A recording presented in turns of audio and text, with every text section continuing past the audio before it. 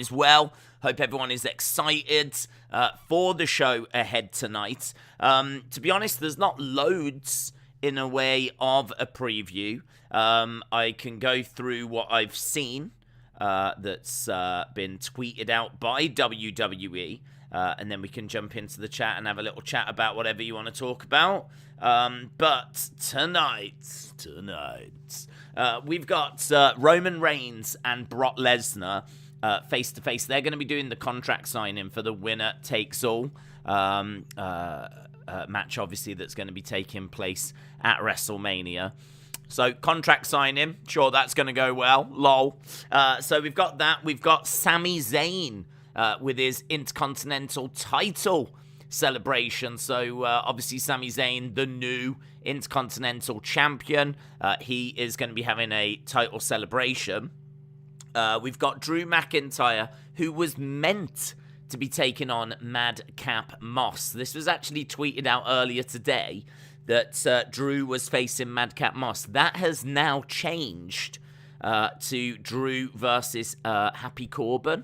There's some breaking news that came through that that has been changed over now. So I haven't seen why, though, to be honest.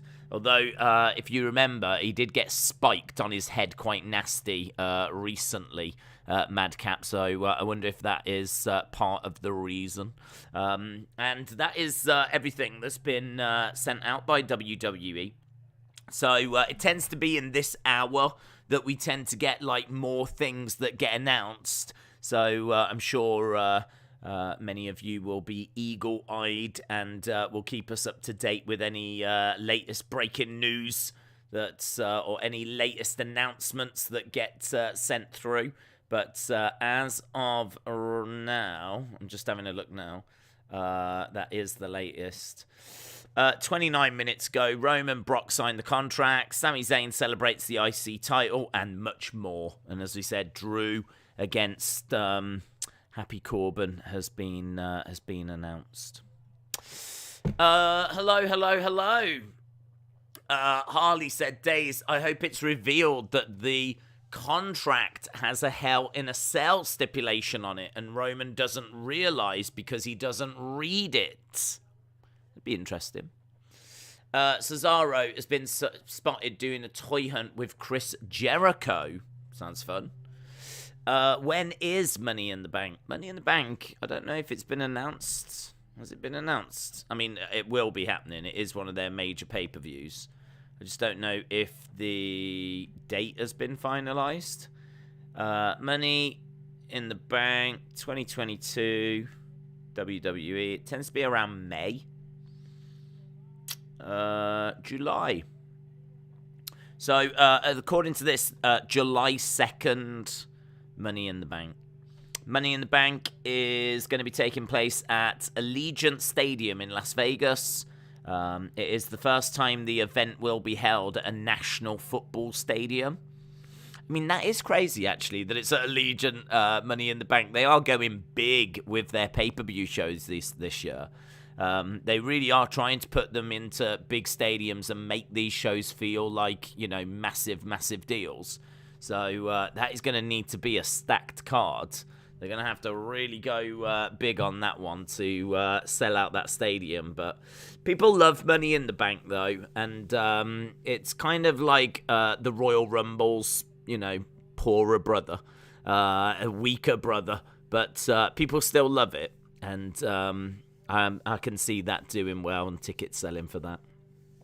Mitchell said, Days, I saw that Cesaro left WWE. People are saying that he'll go to AEW, but in all honesty, is there a place for him there? AEW is overloaded. What are your thoughts? Mitchell, shout out to you, my friend. Hope you are well. My thoughts are that Cesaro is a wonderful wrestler. Never got the opportunity that he really deserved. I think that his charisma or lack of was a bit of a problem. And this is not a knock of Cesaro, because I met Cesaro back in 2019, and he was a wonderful person. He could not have been nicer, right?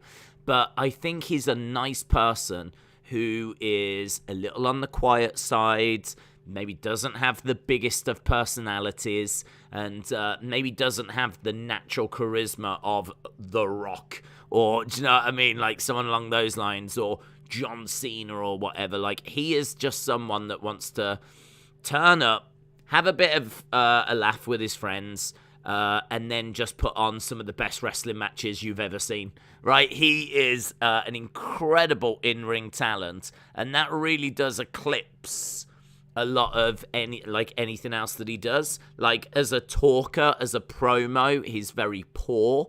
His charisma is not great. His look is pretty decent, but I think his look is something that was still never quite finalized for me. Like, they went through a bit of a James Bond phase with him, which didn't really work.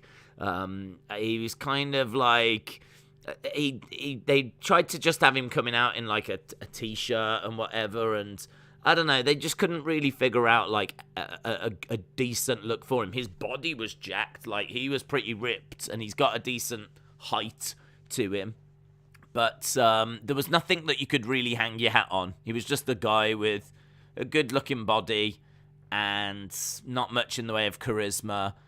Promo, not great. I mean, there was a few things going against him, but the fans liked him. The fans really liked him. He was a really nice guy. He was an incredible wrestler, and you could say, like, oh, he should have been world champion and all this kind of stuff, but there's definitely reasons for him to not have achieved that, and for whatever reason, he just couldn't overcome those limitations that he had. He couldn't find the right look. He couldn't get his promos to the point where they were engaging. There was things that just were a little bit off when it came to Cesaro, unfortunately. But he is such a great talent. What I don't understand is why WWE didn't help him more. So, like, why didn't he have a manager? Why didn't WWE Creative find a look for him? That, like, I mean, Bret Hart, for example. Bret Hart said that, the pink and black really worked for him. It made him stand out. Like, the electric pink was such a striking color that, it just really helped him stand out. The glasses, I never saw anyone else having glasses like Bret had glasses. That design I only ever saw with Bret, and he'd always take them off and give them to the kid in the front row. These are all little things. Like, apparently he was making so much money from the sales of those glasses as well. Like, all this kind of stuff is stuff that could have really helped Cesaro, really eye-catching ring gear. And, like some glasses that he gave to a kid in the front row. Not exactly that, but you get my point. Something along those lines that would, have just helped him a little bit more, elevated him just that next level up. And then give him a manager to do the talking for him. Because as soon as the bell goes, he's one of the absolute best they had. In ring-wise, I'd put him right up there with an AJ Styles. He is absolutely one of the best in-ring competitors they had. So I think my thoughts on it are that it's a shame that he's gone. I think it's a bigger shame that WWE couldn't find a way of making it work. I think WWE, when it comes to Cesaro, have to put their hands up and say they failed. WWE failed Cesaro. That's the headline for me. WWE failed Cesaro. They couldn't get him the right creative. They couldn't get him the right look. They didn't put him with a manager, and they didn't sort out his promo problems. You can say that Cesaro should have fixed those things as well, and I wouldn't completely disagree with that. But I think, WWE Creative is there for that purpose, and they absolutely failed Cesaro. The reason why we're spending so long talking about this, AEW might not make the same mistake. So, if I had my own wrestling promotion, this is what I would be looking to do. I would absolutely want him. I would put him with a manager, and I would, because straight away, you put him with the manager, you don't need to worry about his promos. Done. No, promos are done. The manager will do the promos. So I don't need to worry about those. The only thing I have to worry about now is his look. What am I going to do to his look? How am I going to make him stand out. And, you don't need to do anything too crazy.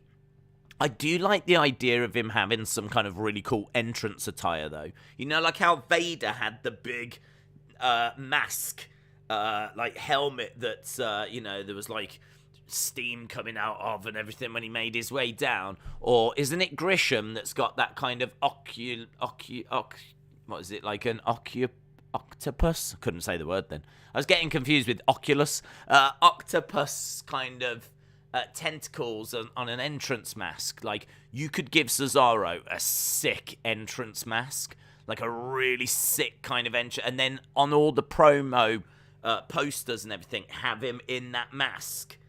And then, when he comes down to the ring, he takes it off, and ding, ding, ding, time to go, and then that's when he shines.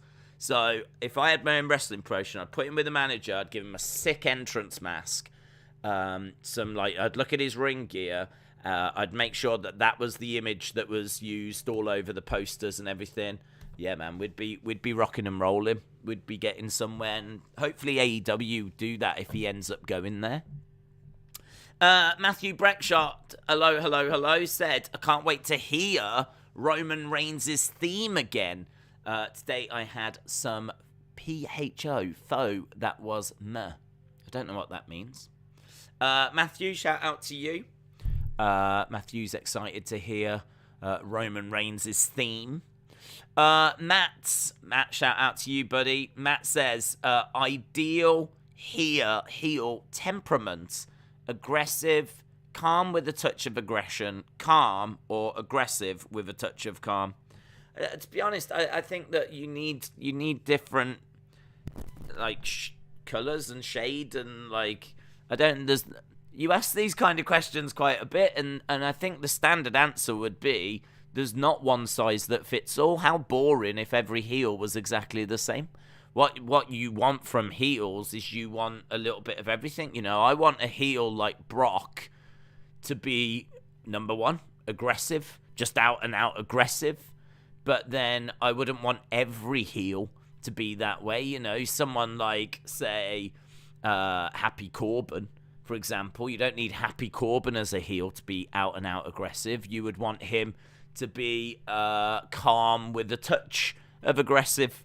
So you would want him to be number two. But then, you might want someone like Jake the Snake. Jake the Snake, I think everyone's going to have a touch of aggression about them. But by and large, Jake, if you looked at his promos, the speed that he came to the ring, the way that he kind of just sat in the corner and waited, he was always like a viper ready to strike. And in many ways, he was very cold-blooded, waiting for the right opportunity. I would say he was very calm. As heels go, he's not running down to the ring or anything. He's walking down with the snake over his shoulder, puts it in the corner, backs into the corner, used to sit down in the corner, kind of wait. And, his promos would be very hushed and very focused. And it was a very different, almost whispered, weren't they, his promos? And it was very different to what you would expect. So, again, you wouldn't want him to be just number one and aggressive. So, I don't believe there would be a right answer. I think it would just be you would take everyone kind of as they come, And how boring if everyone was exactly the same. How long are you growing your beard for? I don't think about it, to be honest, buds. Just let it do what it's gonna do. Just let it live its own life. That's what I'm doing. Vape Ross Vape said Cesaro is number 10 in the world. How about top 5? Difficult, to be honest, because we don't see him on a regular enough basis. I have to think that as he's getting, how old is he now? I was going to say, as he's getting older, you'd have to think that he's getting maybe a little bit slower. Maybe, let's have a look. He's 41. So he's into his 40s now. I feel like that's probably still a decent age for him to be in the conversation, but don't know. We don't see him regular enough. We don't see him have high-profile matches enough. How does he compare to a lot of what's going on over in New Japan? with, Okada and Naito and Kota Ibushi and blah, blah, blah, blah, blah. How does he compare with what Bryan Danielson is doing? Bryan Danielson is probably the best I see. So if Bryan Danielson is the benchmark, like, how would Cesaro compare to that? And without seeing it, I really don't know. I would quite comfortably say that for me, he is in the top 20 right now. I would say that he is one of the best that WWE had right now. But top 10? Not sure. Top 5? I don't think so, personally. But this isn't a knock of Cesaro. This is just me not being able to say 100% yes, he is, because we don't see enough of him. Just don't see enough of him. I have no idea how great Cesaro is in that regard in 2022. I would imagine he is as good as he's always been. I mean, he's 41, which isn't too bad. If he was like 45, 46, 47, somewhere around that ballpark, then maybe we're starting to see him slow down. Once you're starting to get into your 40s, you are starting to slow down. But the thing with professional wrestling is that that's obviously got a much longer shelf life than actual sports. So I would imagine that he's still got a good 5 years in him or so. Probably a good 9 years. He could probably go till he's 50. I know that Randy Orton wants to go till he's 50. But I would imagine by the time you get into your late 40s, you're working a more reduced schedule. So he's definitely got a good chunk of years to go before he has to retire or slow down. But I'll be very, very interested to see where he goes and how he does. Because, for me, easily in the top 20. I got no problems with that, putting him in the top 20 that's out there right now. Potentially, yes, top 10. LDTV sends concerns and love to your part of the globe, says LDTV. Rob said Cesaro's amazing, but that's about where it ends in ring, says Rob.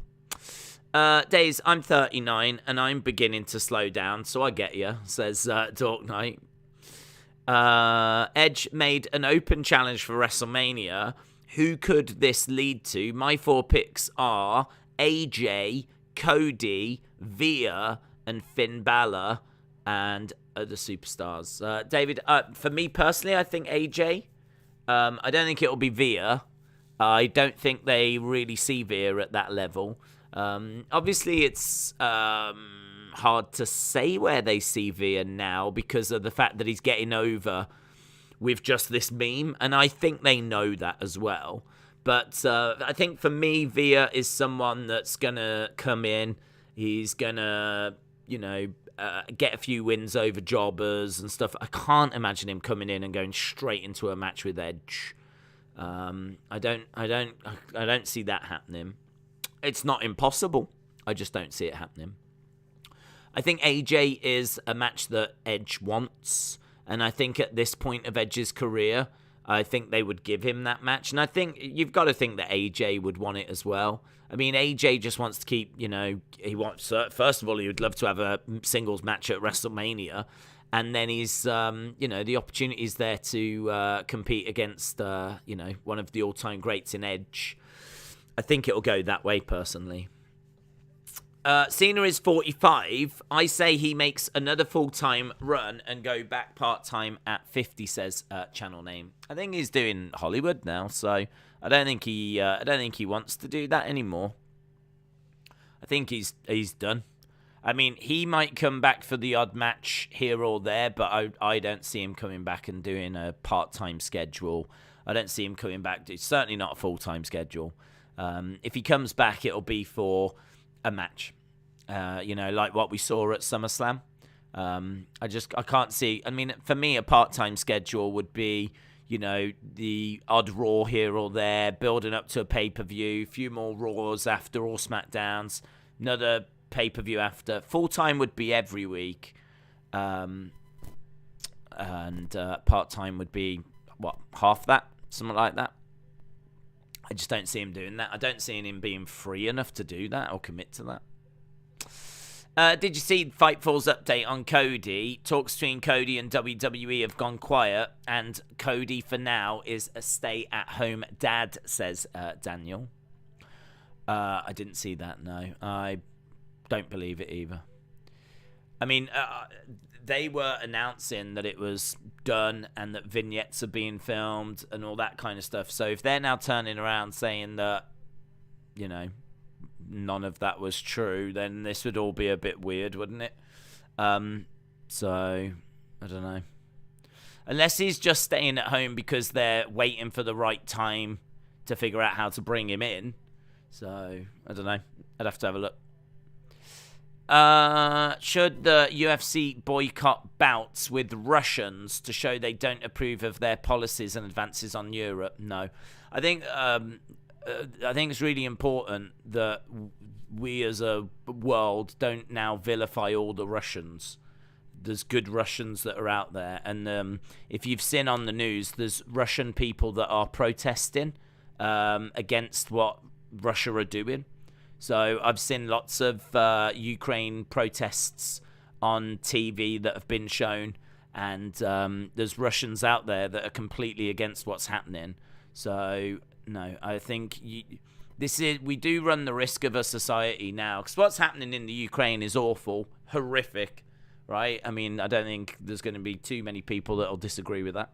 But no, you can't start vilifying people just because they're Russian, because there's people out there, there's Russians out there that don't believe that what Putin is doing is the right thing to be doing. There's people out there that are against it, that are Russians. So I think it's a tricky situation.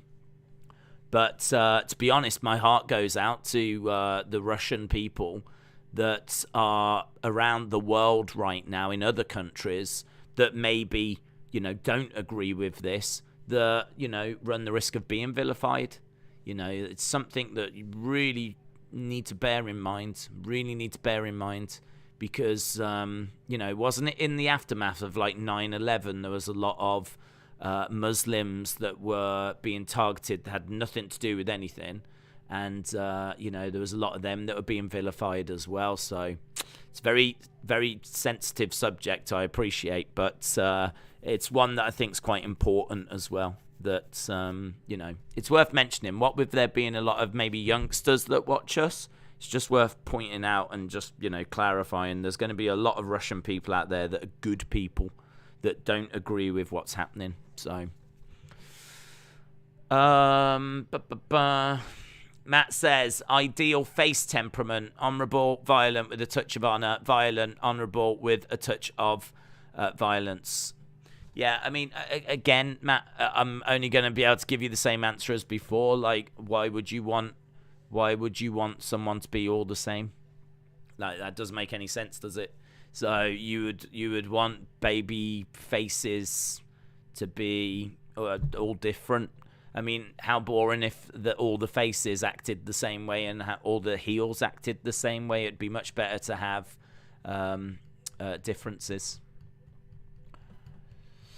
Let me see if we're up to speed. Maybe Cesaro could fit in American Top Team, says Mitchell. Not at the age of 41. I mean, to my knowledge, he's not done any MMA training before, so don't think that would be the right way forward. I mean, unless you mean on AEW, if he goes to AEW and then joins the American Top Team thing. But to be honest, I mean, I'd be a lot more inclined to do what we were talking about earlier. Give him a manager. Give him some cool entrance attire, some sort of mask. Because I really think that him wearing an entrance mask and being on the posters, that would have a lot of people going, "Oh, that is cool." I mean, I saw Grisham. I don't watch, Ring of Honor, and I saw Grisham, and I saw the mask that he wears. He wears this entrance mask that's got tentacles that come down here. It looks amazing. I wonder if I can find a picture of it. because there might be some of you watching that don't know or haven't seen. Jonathan Grisham, ROH. And it's great. It's so good. I think it's really, really cool. And I saw that on a poster and it made me go, man, I need to see this guy. What's this guy doing? Like, straight away you go, what is this guy up to? And I just kind of think that would be something that would really work for Cesaro, because if you can go, wow, what's this guy doing? What's this guy up to? And then tune in. I think as soon as you see him wrestle, you will be impressed. You will be impressed. And I would love for this to work out for Cesaro. I really would love for this to work out for him. I got a picture of it. Just need to find where it's saved, because it always saves in... here it is. Look at this. Look at that. Look at that. I think that's really cool. I think that's really cool. And that's not even like a photo. There was an amazing... Well, it is a photo, but that's from an actual show, look, there, where he's making his entrance. But you can imagine on a poster... when they, touch it up and make it look, like, really cool. Like, it really, really stands out. But that's Grisham with his entrance mask. And I just think it looks really, really cool. Really, really cool. And I saw that on a poster, and it made me want to check him out. It made me want to see, like, what's this guy about? Like, what is that about? I still don't know, actually. I don't know why he wears it. I don't know if he's ever explained why. But I would love for it to have, like, a connection to his character, and for there to be a reason as to why he wears it. But I don't know if he's ever explained as to why. Joaquin said, is Cesaro a Hall of Famer? He was there for 10 years.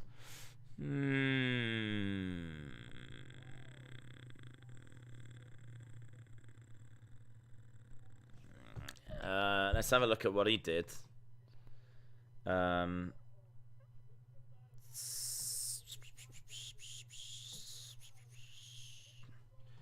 He is a one-time United States champion, a 5-time Raw Tag Team champion, a 2-time SmackDown Tag Team champion. He's the Andre the Giant Memorial winner. And then he won Slammy Award for the Best John Cena US Open Challenge, which, I mean, that match was amazing.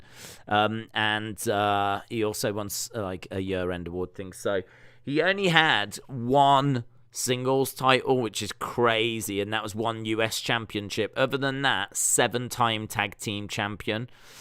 Andre the Giant winner, trophy winner as well, and he was there for 10 years, you say. I actually don't know. I remember him in like 2014, 2013. I suppose it would be about that kind of ballpark. I think if he went in, I wouldn't argue, but he's not someone that I would be saying or demanding to go in, if that makes sense. I kind of feel like he's someone that's... Wow, it's difficult, and it's really... I think that's a tricky one. Because 7-time tag team champion, you go, yeah, he won the tag title 7 times. Like, yeah, of course he goes in. But, I don't know. I don't find myself going, yeah, he goes in, definitely. I don't find myself saying that. 7-time tag champ, though. If he went in, I wouldn't argue it. It wouldn't be a problem if he went in. I think he's been there for a long time. He's done everything that's been asked of him. He's won multiple championships, majority being tag title championships. I mean, he was in teams with Tyson Kidd, of course, Sheamus. He won the SmackDown Tag Team Championships with Shinsuke as well. It's a good question. I wouldn't be campaigning for it, but I certainly wouldn't be against it if it happened. Matthew said, today is the 3-year anniversary that Roman Reigns announced that he was in remission. Is it really? Been 3 years.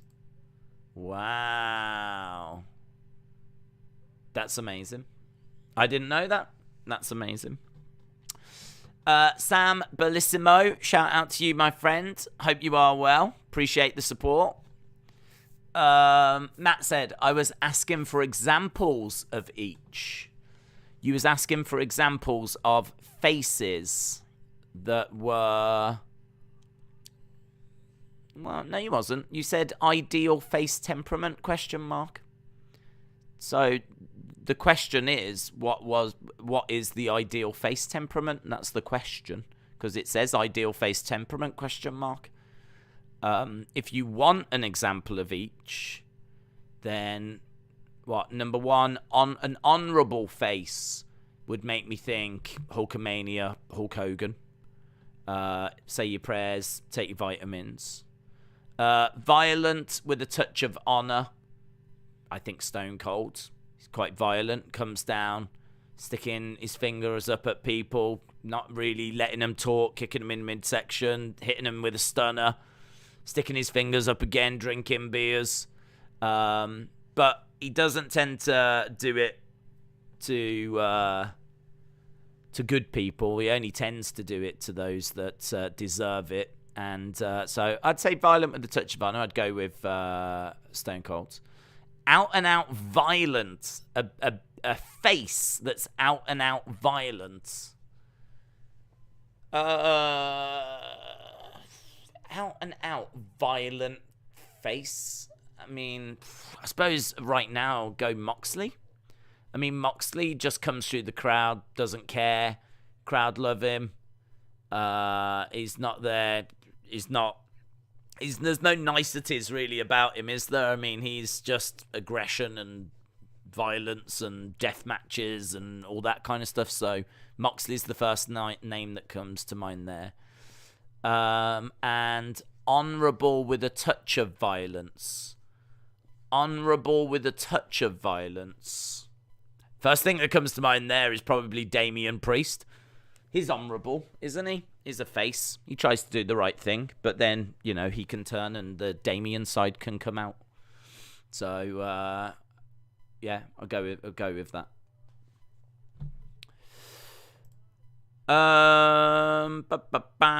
Do you have any idea where Shayna, Sasha, and Shotzi are? Have you got any idea where Shayna, Sasha, and Shotzi are? Sasha, when did we last see Sasha? I don't feel like it was that long ago. Shotzi, it's been a while. Shayna, don't think it's been that long. To be honest, I just don't think some of them were needed for Elimination Chamber, and I think that has kind of dominated things. So Sasha was mentioned.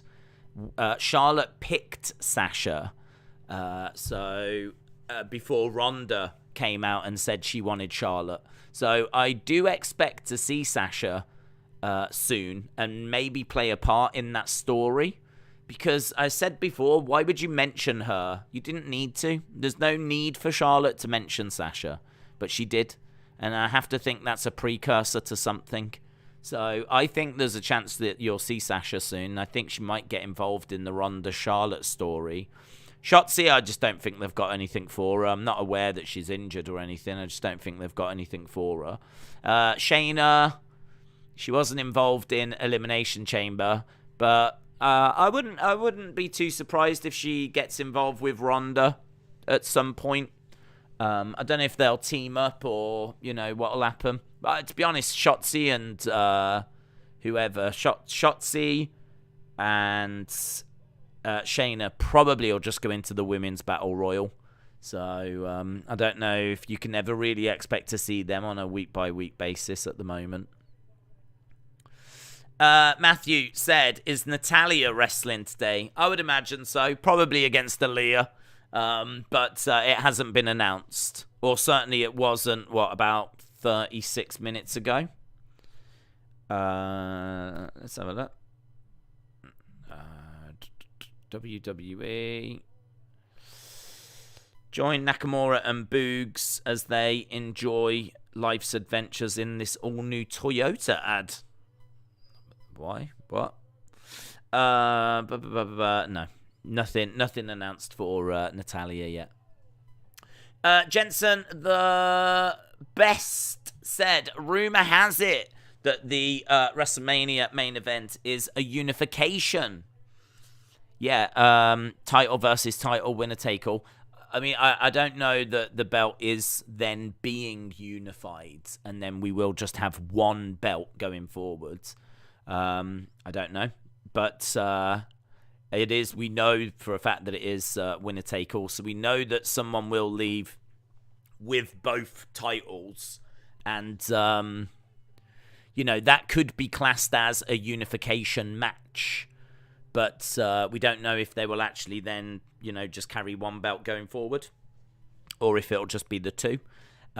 Because if it is two, you could always just defend the one after, and then, you go back to the two belts. That's what Becky did when she was Becky 2 belts. So we'll have to see. Jim said, Grisham wears the mask because he is also known as the Octopus. Jim, hope you're well, dude. Alexa Bliss Gamer said, Football Days is so nice. Football Days, loser. Football Days is a loser, just like Alexa Bliss. Cole Jordan Bentley said it's been rumoured that Ghost Banana is going to come back to cause some technical trouble again. That is so Ghost Banana. That sounds exactly like something Ghost Banana would do, in all fairness. Big Gold is coming back, says Rye. I'd be all right with that. And if you want to bring the Winged Eagle back as well, I'd be all right with that also. Wrestle with Andy said, I wonder if we would see a new belt design once that match was over. I don't know if it'd be... If they are going to just have one belt design, I would imagine it'll be the next night. Because wasn't it the next night after WrestleMania 14... that Stone Cold debuted the Attitude Era, the Big Eagle belt, and Winged Eagle was gone. So I think what they might do is, I mean, they might make it a part of the match. They might make it like the winner will receive this kind of a thing. If they are going to go that way, then it might be the winner receives this, and then they unveil a new championship. But I don't see it happening, to be honest. I don't see there being just one champion. I've said this all along, and even though we are getting closer and closer towards that being the case, I still just can't see them doing it. And I think they love these belts as well, because the women's designs are exactly the same. And it's just the logo. You got to remember that when they give the belts out to all these sports teams, it's just a big logo that's being displayed. Like, from a marketing point of view, it's brilliant for them. If you change it to just something that's like a really nice, intricate design, it doesn't necessarily scream WWE. It could be a belt for anything. It could be boxing, could be UFC, could be a number of different things. Like, you don't necessarily look at it straight away if you're not a wrestling fan and think WWE. But if the belt is basically nothing but a giant WWE logo, then you've got to think that those people that don't know WWE but know of the logo will go, oh, that's why they got a wrestling belt. So, I think from a advertising point of view, the current design is probably as good as what you can get. So I'd be surprised if they wanted to move away from it. I wish they would. I wish the belt would look a lot more prestigious.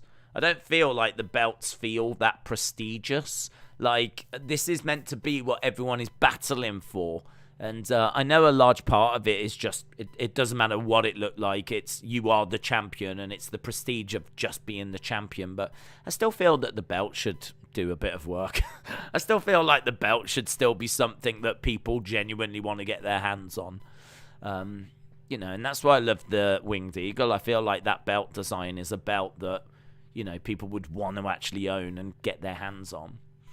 So I'd love for them to change it. If they did, my guess would be they'd unveil it the next night. It'd give them something to do on Raw, you know? Because I think that Raw after Mania is going to be a big deal this year, because I saw the advert for it, and it's being advertised as the craziest, wildest night of the year. Get your tickets now. So it kind of suggests that they're going to go for it. I think this year's Raw after WrestleMania is going to be more like the ones of the past. So looking forward to seeing what they can come up with. Eric says, someone will challenge Lesnar for the WWE title soon. Well, yeah, I mean, someone's going to have to. He's defending it at Madison Square Garden, so someone's going to have to step up and challenge him for it. We don't know who that person is yet. Maybe they make their presence felt tonight. I don't know. I would think they'd probably make their presence felt more on Raw, considering it's for the WWE Championship. But it doesn't really matter, because whoever it is, I don't think they're winning it. And that's March 5th, and that's going to be, I think, Saturday night's main event, but I don't think that's being shown on the network. I don't think they're showing that on the network. I need to get confirmation on that. But at the moment, I think it's March 5th, next weekend. I don't believe it's being shown. I think it's just a house show at Madison Square Garden. And Brock's defending the title. Mitchell said, I'd put in AJ over Cesaro for the Hall of Fame. AJ has done more in half the time and got a contract that pays more than Goldberg. AJ versus Edge needs to happen.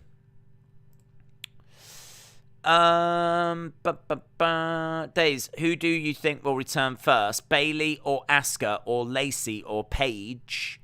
Not Paige. I don't see her coming back to WWE. Lacey, I don't know. I mean, she had a kid, and she's, to my knowledge, not injured. So, I mean, I can't really see any reason as to why she's not come back yet. Bayley, Asuka, I think I heard that, like, Bayley's not too far away. Asuka, I really don't know. I would go Bayley. I feel like Bayley, then Asuka. Lacey is just an unknown, and I don't see Paige coming back. Ronnie said, Days, WrestleMania Backlash is in my city. I want to go. It's pay-per-view. Last time in October, I went to Raw. Do it. Go for it. Haven't you seen Brock Roman Mania poster? They've changed winner takes all to a unification match. No, I haven't seen any changes to any posters yet. I mean, unification, though, can be, if you unify two belts, you do that by one person having them all. So, for example, in boxing, we wanted to get AJ against Tyson Fury, because AJ had half the belts, Tyson Fury had the other half of the belts. So it was a unification match, because we were bringing all of the belts together, and one person was going to have them all, and that was going to unify them all. It didn't mean that there was going to be just one boxing belt going forwards. It just meant that all the belts were going to belong to one fighter, and we were going to unify the division. The heavyweight division was going to be unified. That's the same situation here. Like, this is winner takes all, title versus title, and whoever wins it is going to have both of those belts, and they are going to unify the world championships. It doesn't mean that that's going to be one belt going forwards. It just means that someone's going to have both of the belts after WrestleMania. Now, they could then create one belt if they wanted to, but I certainly wouldn't look at a poster that said unification match and go, oh, they're going to create one belt after, or anything like that. Like, that doesn't say that to me. Because, as I said, just take boxing, for example. That would have been a unification match if AJ had faced Tyson Fury. that would have unified all the belts, but you wouldn't have just then resulted in having one title afterwards. You're not making any sense. You can't have a good belt design and at the same time just have the company logo on it and everyone know the difference between the belts. Hang on. You can't have a good belt design and at the same time have the company logo on it. No, I'm not saying that. So what I'm saying is that I wish it was a good belt design and it was more like the winged eagle. I want to go back to that. What I'm saying is that I would be surprised, though, if WWE would change what they've got right now because it serves marketing. I mean, I don't care about... What do I care about that? I don't care. I don't care, do I? What do I care if it's good for their marketing? I don't give a flip, right? So, but what I'm saying is from a business point of view, I can understand why they're doing it. I don't want it. I want to go back to the winged eagle. I don't want the belt design they've got now. I don't think it's horrific or anything. I just think that it doesn't feel that prestigious to me. I've never been the biggest fan of just the logo. You can see a lot of belt strap in the background. Like, I like intricate design. I like little patterns. I like the UK Championship. I think that looks really, really cool. And I like the winged eagle. It's got some nice little touches on it, and it feels very prestigious. I don't feel like these current designs feel very prestigious at all. So, yeah, I would change these in a heartbeat. But if you change them, then you're obviously going to have a belt that doesn't really advertise or promote the WWE unless people watch it. I understand why the belts look like this. I understand the benefit to the belts looking like this because you can give it to a sports team or a picture can be shown of the champion and straight away you know what company that represents because it's just basically their logo as the belt design. But I don't care about that. Well, it doesn't matter. I already watched the show, so I don't care about that. I want a belt that feels more prestigious than the current design that they've got. So it was more a conversation about what I wanted compared to what WWE do and the reasons why they do it this way. Not that I want a belt that is prestigious but also has the logo on and all that kind of stuff. Although, you probably could find a better way of doing it. You could still have a belt that had the big logo on, but do just something on, rather than it just being the belt strap in the background, you could have, like, a flat bit of metal that's got some nice intricate design on it or something that could make it feel a little more prestigious. But I wouldn't go that way. Give me something a bit more like the winged eagle. That's what I'd be looking for. Days, with the Edge challenge, would you take Edge versus Ciampa? Would I take Edge versus Ciampa? Sure. Yeah. I mean, I like Tommaso. I think that he is someone as well that I think could benefit from like an entrance mask of some kind. He did wear one. I don't think he does anymore. But he did used to wear one, actually, when he was in NXT.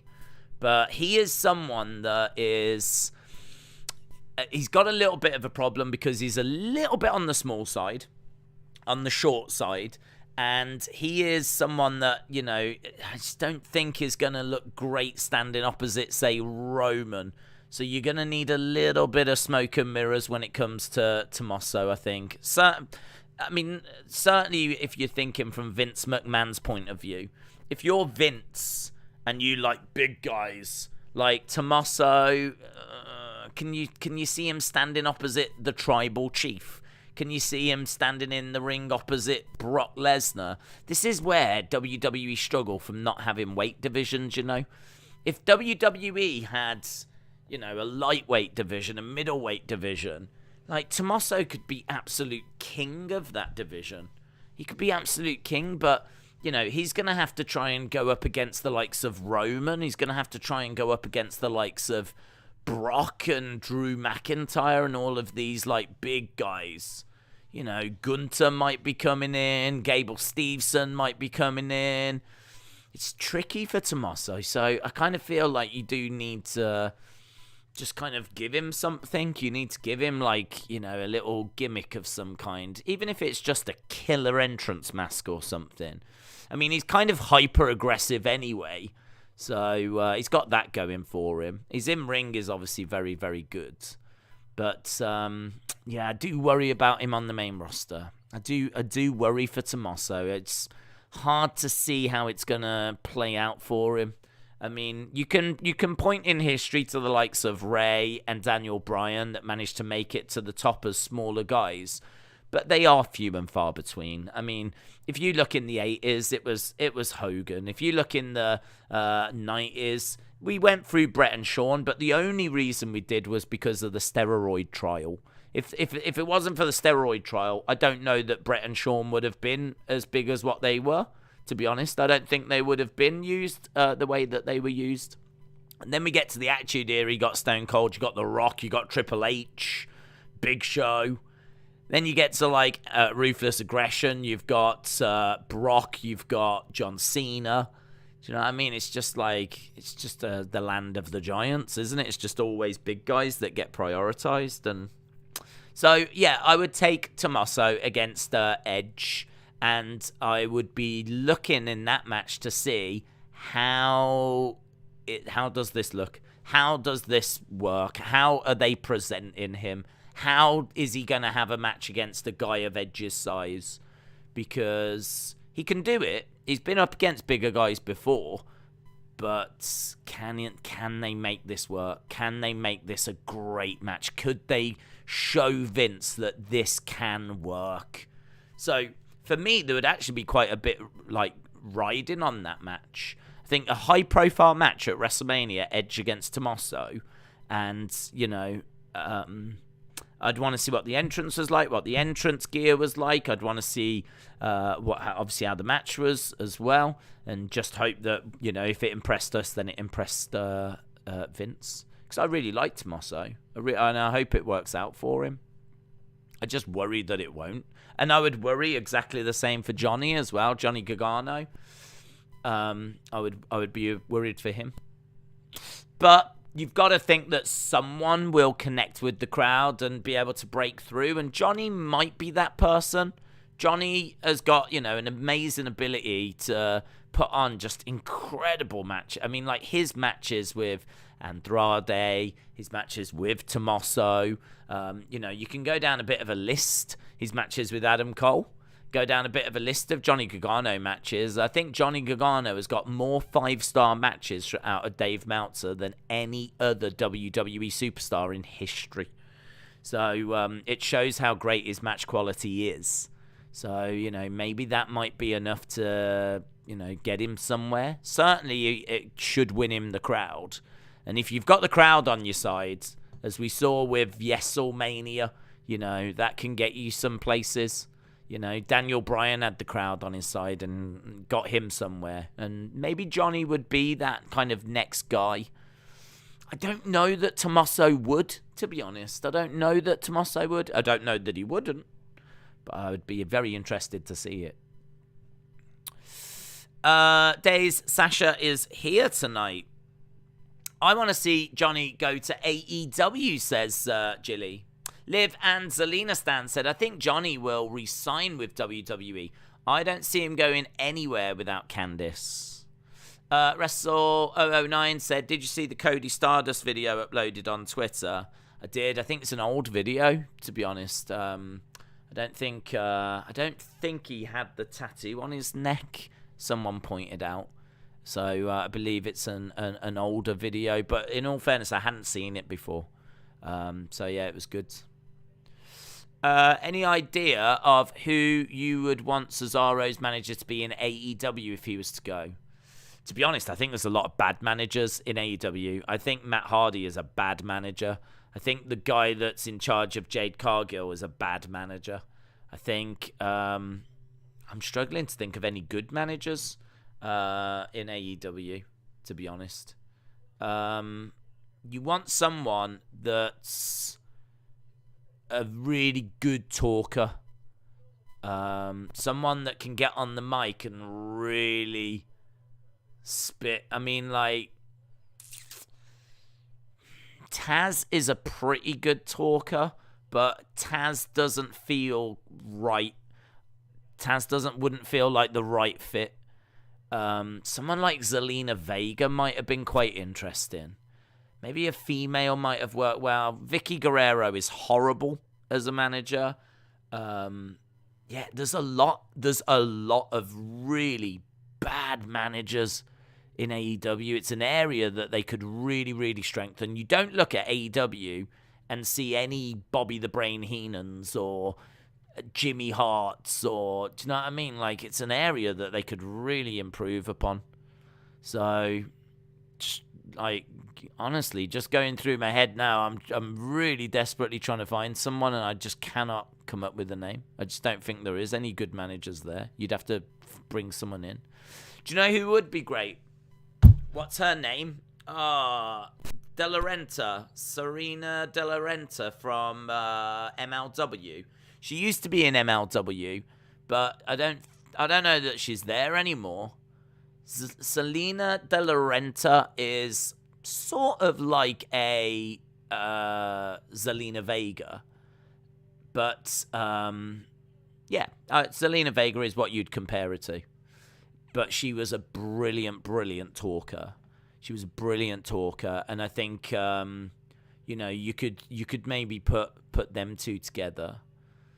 Certainly, like, because he's jacked and he looks like incredible, and if he did have some kind of headpiece on, and he was like standing there, and she was doing the talking, like, I think that would be really cool. That would be something that I would be interested in seeing. I don't know that it would work, but you try these things, don't you? Just try them. You know, you'd grab him, you'd grab her, and you'd be like, right, show me, let's see what this looks like, and it'd be a bit of trial and error, but I think that'd be all right as a starting point. I mean, I'd be thinking about Arn, but I don't think Arn's a great talker anymore. I don't think Arn's delivery is all that great. So yeah, Arn doesn't feel quite right. Jake doesn't feel great either as a manager. There's a lot of just old wrestlers around that don't feel right as managers. There's a real dearth of managers, you know. They don't really have Paul Heyman, but then who does? I mean, he is undeniably the best right now and has been for a long time. So, yeah, there's not many of him in the world. What do you think of Don Callis in AEW with Kenny? He can be decent. Yeah, he can. To be honest, I haven't seen him in so long. We haven't seen Kenny in quite a while now. That he was definitely someone that slipped my mind. He is probably maybe even the best. Maybe the best. He can talk. Very comfortable on the mic. I thought he worked very well with Kenny, actually, those two. And I like the fact they had that relationship that went back. That's a good shout, that is. I don't think I'd want him for Cesaro, unless Cesaro was coming in as a heel. But yeah, I'd agree. Like, going through the managers, I'd have to say he's probably the pick of the bunch. What do you think of Ronda? I like Ronda. I think she's legit because she's a former MMA fighter. And I think, like, a lot of those skills are transferable. Like, you can do judo throws and, you know, you can kind of make your striking look quite good. And, you know, there's definitely a few things like submission holds, takedowns that really do translate very, very well. Plus also the crowd know you're a legit fighter. And I think that, you know, straight away elevates you to a certain level. But she is green in certain areas, you know, like, dare I say, maybe selling, or when it comes to, like, putting, you know, moves together, or maybe doing some moves that she wouldn't normally do in the MMA world. You know, there's like pro wrestling moves that she wouldn't normally be doing inside the octagon. So, you know, there's a few, like, areas like that. Promos, she never used to have to do them. So her promos are not good. Her promos are not great at all. She always kind of talks a bit, like, quiet and just kind of chit-chatty. Like, her promos don't ever seem to get delivered with much of a punch. So yeah, her promos are a bit of a weakness. So she's got pros, she's got cons, but I think she is a decent star. I would say a big star, but she hasn't done movies for a while. She's kind of drifted a little bit in recent years, but I still feel like she's a decent star and legit. I like her personally. But she's definitely got areas of weakness, with maybe her promos being the biggest. But I like her. James said, WWE 2K just tweeted full roster list revealed next week. Primo said, if WWE merges the world titles, doesn't Fox and USA want exclusive things? If Roman is on both shows, it causes overexposure. SmackDown ratings decline, and that could cause more of a headache from Fox. Yep, that's definitely a concern. Definitely a concern. It's part of the reason why I don't think just having the one title during a brand split is necessarily the right way forward. Not unless you're going to really build up your mid-card belts, and your mid-card belts then become, like, really valuable. I mean, really, your mid-card belts, you could have a Raw title and a SmackDown title, and then the WWE Heavyweight Championship. Like, if you could make a few changes like that, you might be able to get somewhere. Right now, the mid-card belts just feel pointless. But instead, you would have people competing for the mid-card belts, and then you would have the world champion bouncing between the two brands. It's not the way that I would necessarily go at the moment, but, look, if they do go that way, we'll have a look at it and see how it plays out. But yeah, I would be concerned about overexposure, definitely. I think the thing with Roman is that it's working and it feels great, and you don't want to overexpose it because it's working. Why? There is too much of a good thing. There is absolutely too much of a good thing.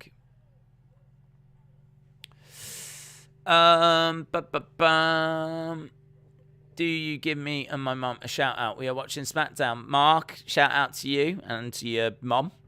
Hope everyone is well. Hope everyone's excited. We're just getting a video package as we go over to SmackDown. What if WWE had power rankings every week? Yeah, I wouldn't mind it, honestly. I think that rankings wouldn't be the worst idea, but you've got to use them. There's no point having them if you don't use them. And I think that would be a big change. And some people would like it and some people wouldn't. I would like it because I think then every match becomes important. Because even a match that doesn't mean anything is for ranking points. And then you could see, like, okay, they've won. So, okay, this is number 12 against number 17.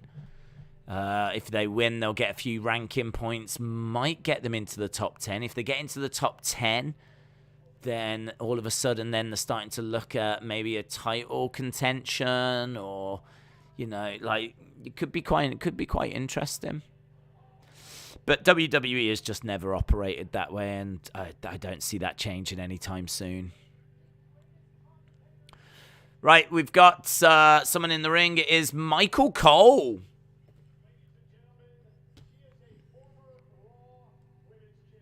Is it Ronda? Yeah. He's introducing Ronda.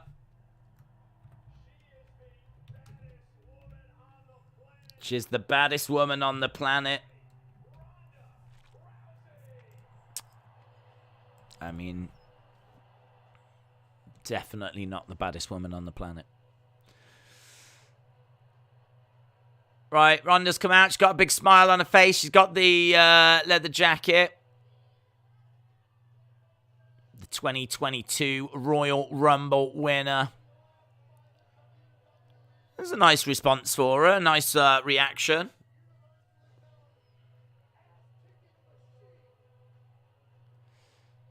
Right, Ronda getting into the ring.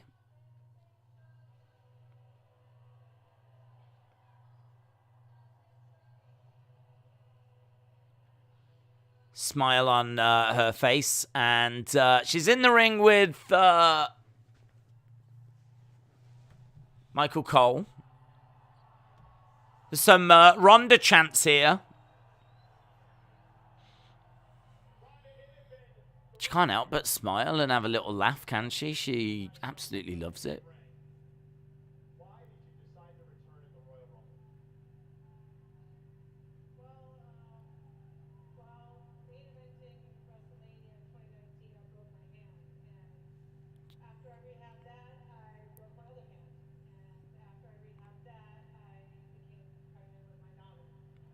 Ronda said, I broke my hand, then I broke my other hand, and then I became pregnant.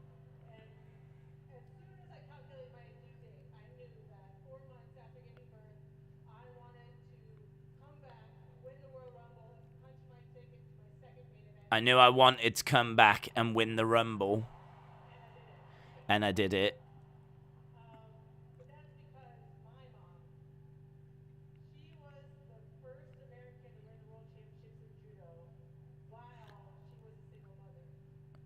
So she's talking about her mom and what her mom achieved. Her mom is legit a badass. She was an Olympian.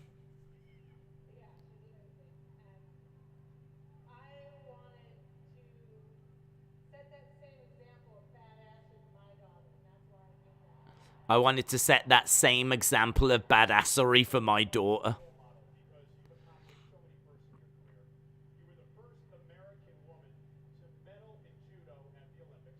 First American woman to medal in judo at the Olympics. First woman to be inducted in the UFC Hall of Fame. And one of 3 women to main event WrestleMania for the very first time.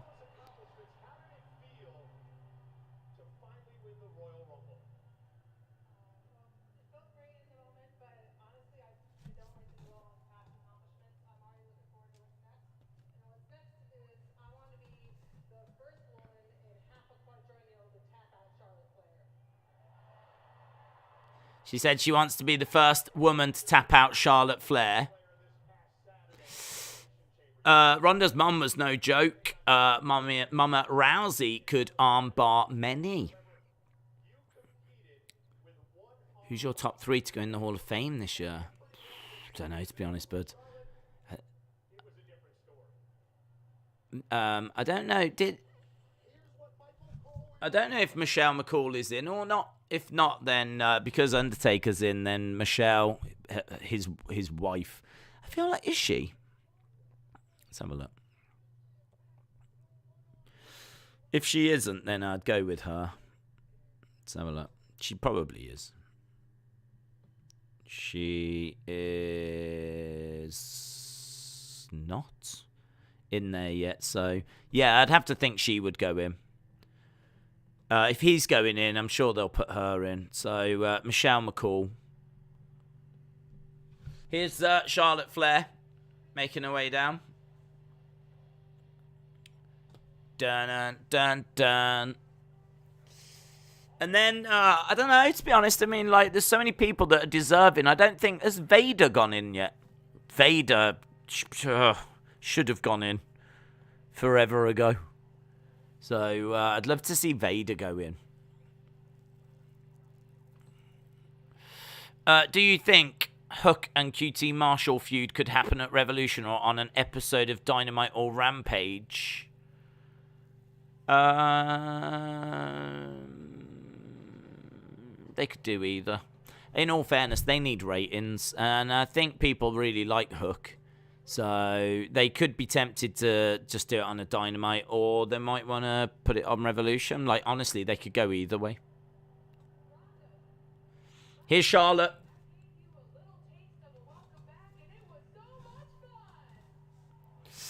I wouldn't be surprised if Taker was the only one this year, says James.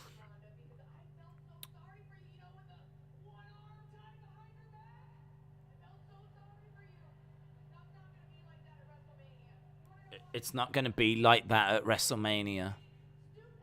She looks like she just walked out the 60s, Charlotte.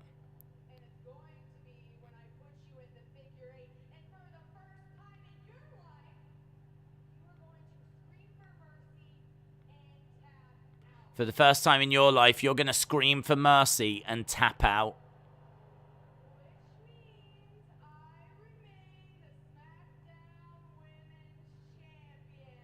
Which means I remain the SmackDown Women's Champion. God, the difference in promos between Ronda and Charlotte is really striking, isn't it? Sonya attacking Ronda from behind.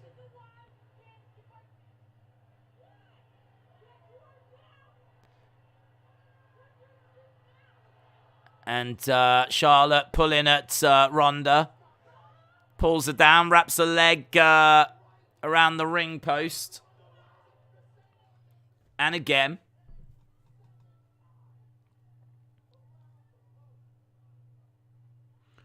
Ronda is on her knees. She's... Why is Sonya having a go at Ronda? I mean, I remember that she attacked her like last week, but isn't she an official? Isn't Ronda like a big deal for WWE? Wouldn't Vince be upset at Sonya for doing this? This is a bad segment. Ronda come back. Why are you not doing Leeds Tottenham? We're going to do the 3 o'clock game instead. Right, we're backstage with Big E and Kofi. They're on some kind of little quad thing. Quad bike. They're going to be taking on Los Lotharios. And that is coming up after the break. Matty G Bucks, shout out to you. Heel Santa says, pretty decent segment. I can't believe I'm saying this, but I'm rooting for Charlotte, says Top Tier. Would you be down for Ronda Asuka at some point? Definitely, yeah. And honestly, I wouldn't even need any nonsense for that. They're just like really good, like honourable builds. Just the two of them like being like quite respectful to each other, but just saying like, you know, they really admire each other's skill and they want to find out who's the better.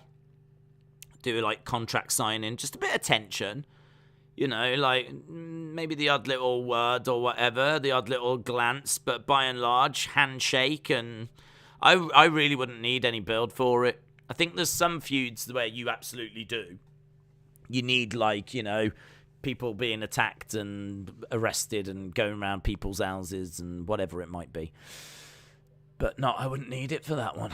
I think those two are just highly skilled, like, performers, and I love the idea of we just want to find out who's the best. So yeah, I'd be totally down for it. Would you do Wrestling Power Rankings with Shaka Hislov? I do love ESPN FC. Those guys are just fun, man. I don't know if that's a guilty pleasure or not. I don't know. But I just like them. I just find them fun. They're just easy to watch, and yeah, they're cool. What are the thoughts on Canelo moving up to light heavyweight and going for the light heavyweight champion? Has he competed there before? I know he's competed at multiple different weight classes. I just don't know if he's gone to light heavyweight. I feel like he has. So, listen, he knows what he's doing. I ain't got no... If that's what he wants to... do and move to light heavyweight and go after the light heavyweight championship, then I certainly am not going to say it's a bad move. He knows what he's doing. The crowd sounds quiet, says Ethan. I don't get it. Is she an official or is she Charlotte's lackey? Yeah, I must admit, I didn't mind that interview with Michael Cole and Ronda. I think they, you know, she's not been around for a few years, and, you know, to reintroduce her to, like, some new viewers, people that might have only really got into it during the pandemic. You know, there's probably some people that tuned in for the first time as they were stuck at home. And, you know, Ronda's not been around since WrestleMania 35. So just reminding everyone what she achieved and what, you know, those that don't watch UFC, just letting them know, you know, look, she's the first woman to go into the Hall of Fame. You know, she was the first UFC champion, female champion, first UFC, like, Strikeforce champion, all this kind of stuff. That was all fine. Even Charlotte coming out, I think Charlotte showed, like, she's a good promo and, like, how much better she is at promoing than Ronda, which is no great surprise. But I must admit, like, the sneak attack by Sonya doesn't make much sense to me. I mean, as I said, like, surely Ronda is a massive deal to WWE and she cost a lot of money. So why is a WWE official just beating her up? I mean, this is going to be interesting. I want to know what Adam Pearce has got to say here because they're watching the footage. Yeah, I can't believe you keep getting involved. Yeah.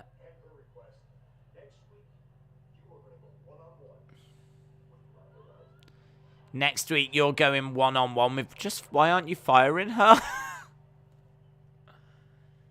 I can't believe you keep doing this.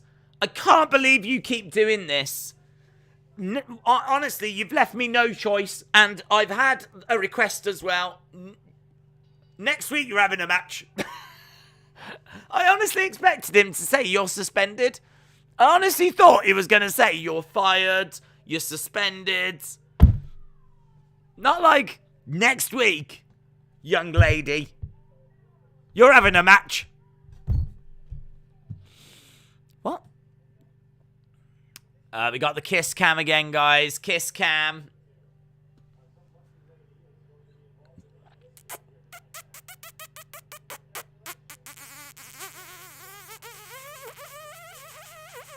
Here we go. Oh, look at this. She is desperate for it. Look. Oh my God! Look, she's looking right into the camera as well. Oh! Can you believe it? Oh my God! Where's her family? Where's the people that she's with? It's really weird because after they did it last week to that woman in the front row, I never saw that woman again. She disappeared. I think she left in shame. So maybe that lady will stick around. We'll have to keep an eye out for her. I don't know. We'll have to see. Because the other lady disappeared last week. I don't know where she went. What if they've got like magic kisses and when they kiss someone, they make them disappear? What if that's what happened to John Cena? Just asking the big questions. Wrestle with Andy said, who do you think will induct The Undertaker? It's probably going to be Kane in it. I mean, I think it should be Vince. I think Vince has called The Undertaker his greatest creation. And I think Vince should be the one, but he might not want to. He doesn't like to get involved, and plus also he mumbles, doesn't he? You wouldn't have a clue what he was saying.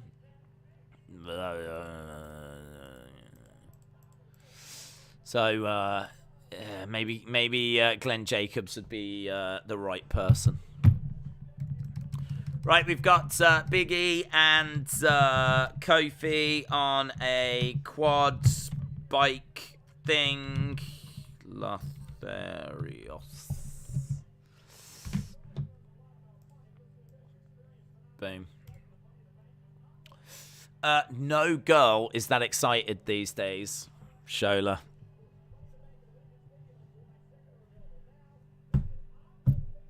You should see the girls I hang out with. They are more excited than that. Fact. What a coincidence. There's a Big E exclusive four-wheeler action figure. What? Available in stores now? A Big E? What a Wreckham Big E four-wheeler action figure? No. I'm going to Google it, even though I've already seen it. Big E Wreckham. Oh my God! You're right!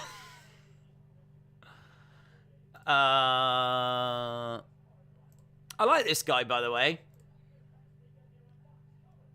Let's give him some props. Let's give this dude some props. I like him.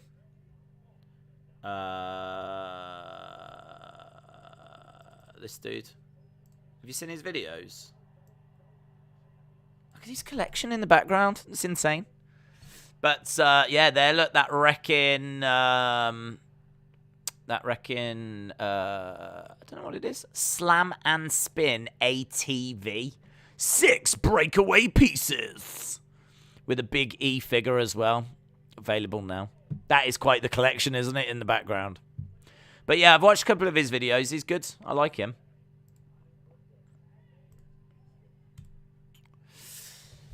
Right. Against the ropes goes Kofi. We are up and running. How long are we at? Oh, 22 minutes into this we are. Legend Killer, shout out to you. Big E is not as good WWE champion, but he's perfect with an ATV. Just saying, says Rye. Fair play. Not as good with the belt, but really good with an ATV. I'm really good with ATV. Give me ATV, and I'm really good. But I'm not very good with an ATV. The trousers come off, and he gets thrown in the face. The disrespect. Angel Garza whips the trousers off and then chucks them in the face of Kofi Kingston.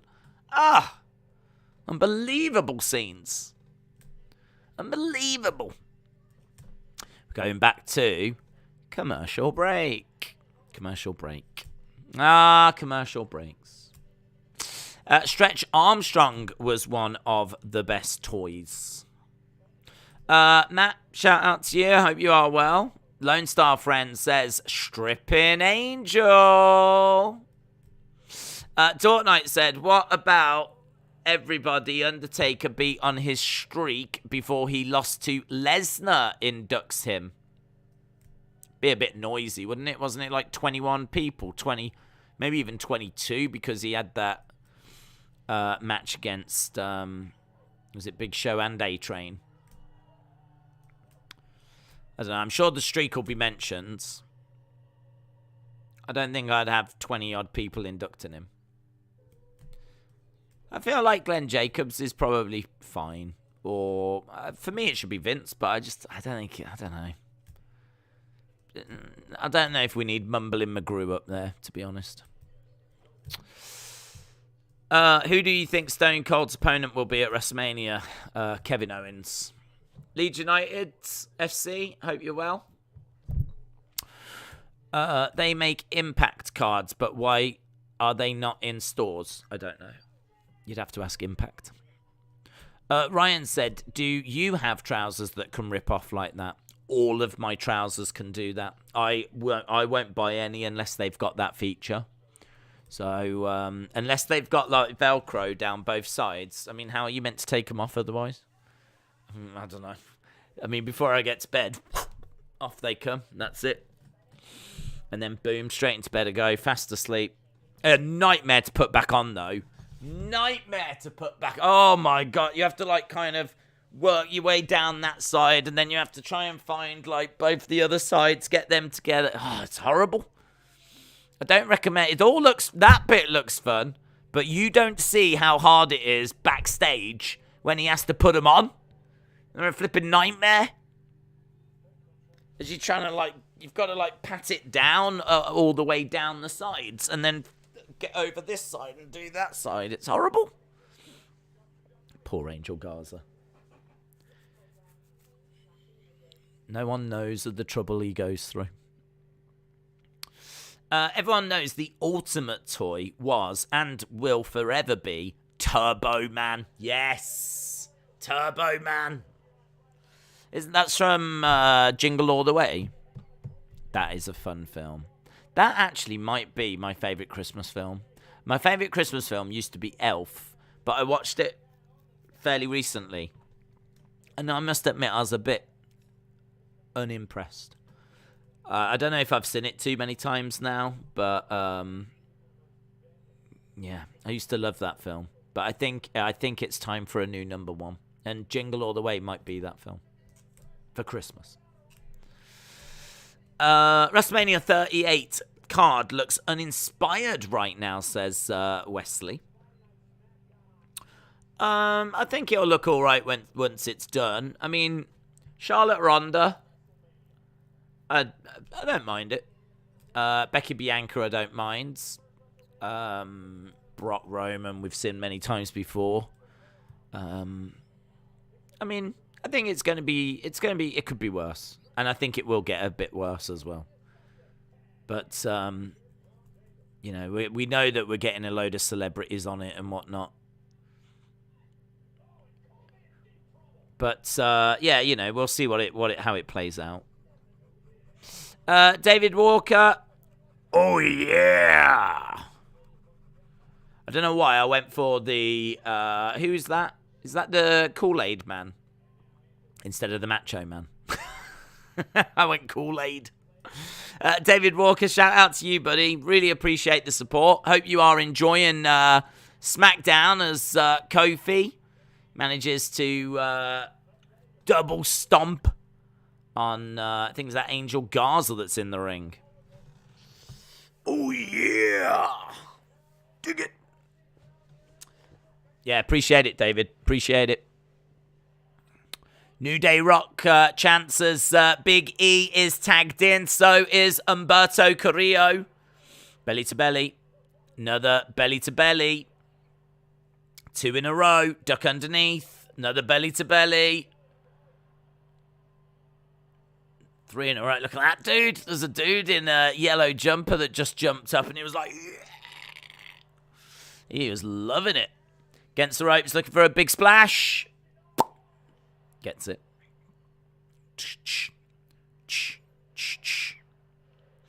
Oh, it's a guy with popcorn in the background. No. Candy floss. Looking for a big ending. Couldn't get it. Super kick by Humberto Carrillo. Big E is stumbling around. In comes Angel Garza. Angel Garza charging over. Ooh, gets planted down by Big E. Kofi tags in. Beautiful.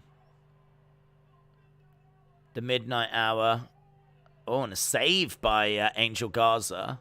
Not a bad little match, this. That was quite the miss by Humberto Carrillo. He went for a kick there. And he was quite a distance away.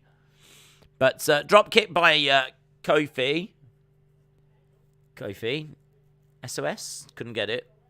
Against the ropes. Through the ropes to the outsides. Garza suicide dive into Kofi. That looked quite nasty, actually. That's Mattel. Is he going to break it apart? Is he going to break the ATV? He's having a little look at it.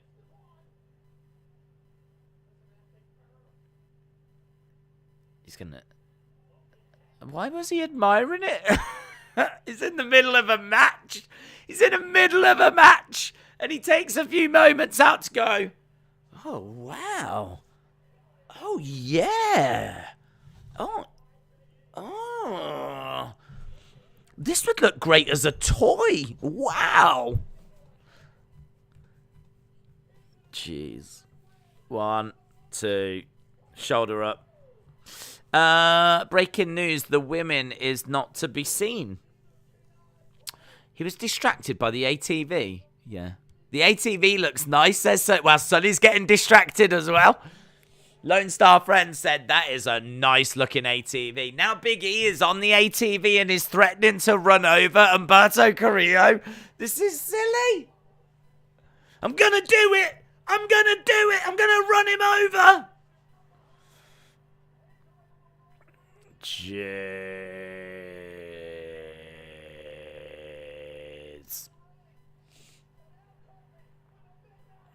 Midnight Hour. 1, 2, 3. New Day win after threatening to run over one of their competitors with an ATV. Lol.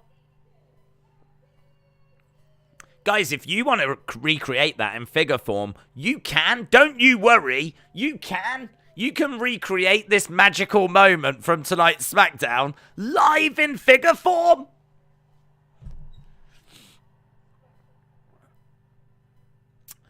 Eric, Defcon Prime to Ridgie, said breaking the ATV like a toy. They didn't, actually. I thought they would, yeah. Sam Roberts. I didn't really recognise Sam Roberts there.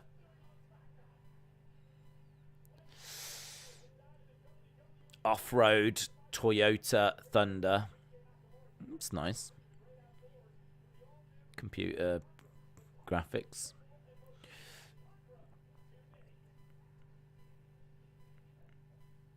Oh, this is that advert. This advert was on social media. It's Nakamura and Boogs.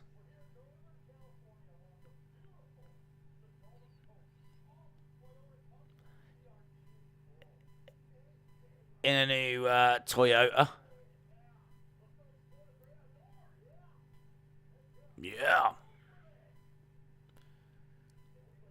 So we've just had an advert for Mattel. Now we've got an advert for Toyota.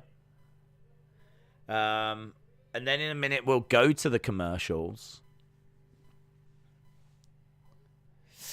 I've got a feeling they'll demote or fire Sonya shortly after WrestleMania. At least this week wasn't New Day versus Usos for the nth time. Eric said, I'm going to Walmart right now. Right now. BT has actually cut away. I don't know if you're still watching that commercial, but BT has actually cut away. BT's gone now. We're going to go to a break here. I think we're already at commercials. Let's just go to a break. So, commercial break. It didn't feel like that Toyota commercial had ended. Oh, well. It has now. Mick Foley has trademarked the Dude Love name. I'm surprised WWE don't already have that, to be honest. I take my ATV hunting. But really, I am having an intimate candle-lit dinner near a campfire talking to her. Her name is Atty. Okay. Hope you're well, William. Scottish Outlooker said, I rewatched the R-Truth episode of WWE 24, and it was really good. Don't know if I've seen that one, to be honest. What does it focus on? What's the 24 hours that it looks at? Mitchell said Los Lotharios should have known they wasn't going to run him over. That isn't a PG thing to do. It's an amateur mistake. Yeah, well, I don't think they're going to run him over because, I mean, like, I don't even know who the legal man was or anything. I mean, would they be DQ'd for doing that? I suppose if it's not the legal man, it wouldn't be. Don't know. Pretty wild, isn't it? Amazingly, not the stupidest thing I've seen, but they're pretty stupid thing. I know this is a bit off topic, but with everything that's going on with Russia and Ukraine, how are you doing? Absolutely fine. Yeah, there's been a few people saying like, "Our thoughts with you" and all this. The UK is a long way away from the Ukraine. So, everything is absolutely fine in the UK. It's exactly the same as America. Same with, like, France and Germany and Spain and all of that. I'd imagine it's probably a little uncomfortable in Poland and Romania, which are European countries that are right next door to the Ukraine. I would imagine you might be looking going, well, next stop would be us. If Putin wants to keep going, then he might look here. But obviously they're all part of NATO. And that means that if he does invade them, we're all going to war. Simple as that. If he does step into any of those and try to take those countries, then the US, the UK, anyone that's in NATO, which is a group of nations that, like, you know, have said will defend each other. If they go into those countries, then things really kick off. The Ukraine was not a part of NATO. They wanted to be, but there's a few things you have to do to get into NATO, and apparently the Ukraine didn't reach some of the benchmarks, didn't reach some of the the requirements, so they weren't in. Otherwise, we'd all be getting dragged into this war now, like sending troops and everything. So yeah, it's awful, absolutely awful. And there is a feeling of helplessness, really. I mean, you're just watching, and what can you do? I mean, if you were to send like people in, it would, Don't forget, Russia have got like nuclear weapons as well, and if we were to send people in, that's it. That is then World War III. So it's like every move has got to be really thought out, and at the moment, you're just watching like the Ukraine, just hoping that they can pull off a miracle, really. But yeah, awful, awful, awful, awful. 36 days till WrestleMania. Everyone loses in war. They are calling Putin Hitler 2.0. Okay, we're backstage with this ATV again. Oh my God!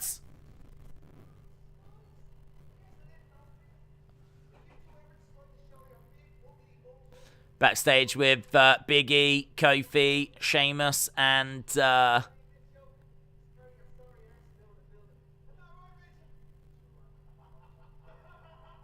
Ridge Holland.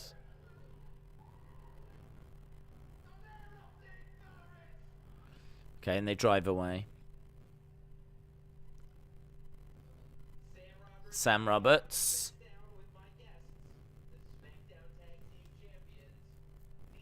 Sam Roberts with the Usos.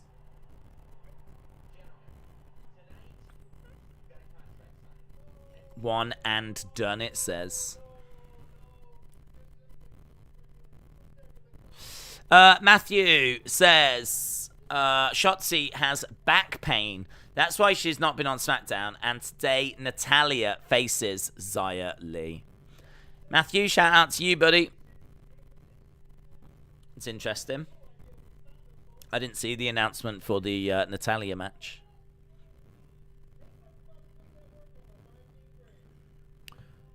Uso's talking about how they're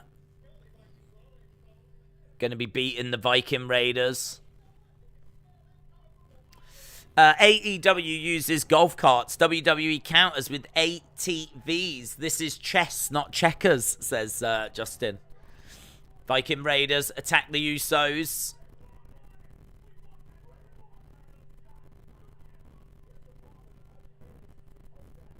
Okay.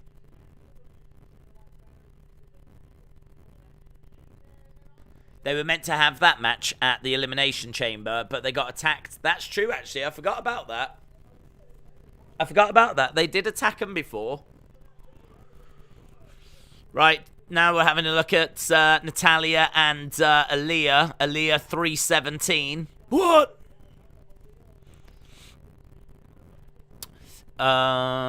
Is Sam Roberts officially on SmackDown? I'm not sure.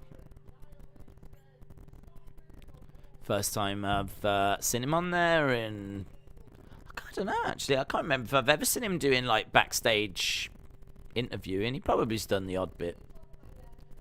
All these blonde women are just the same, aren't they? This could be anyone. I just feel like it's just this never-ending supply of generic blonde women that they have as backstage. This one's called what? Megan Morant. Megan Morant. Here's Zaya Lee.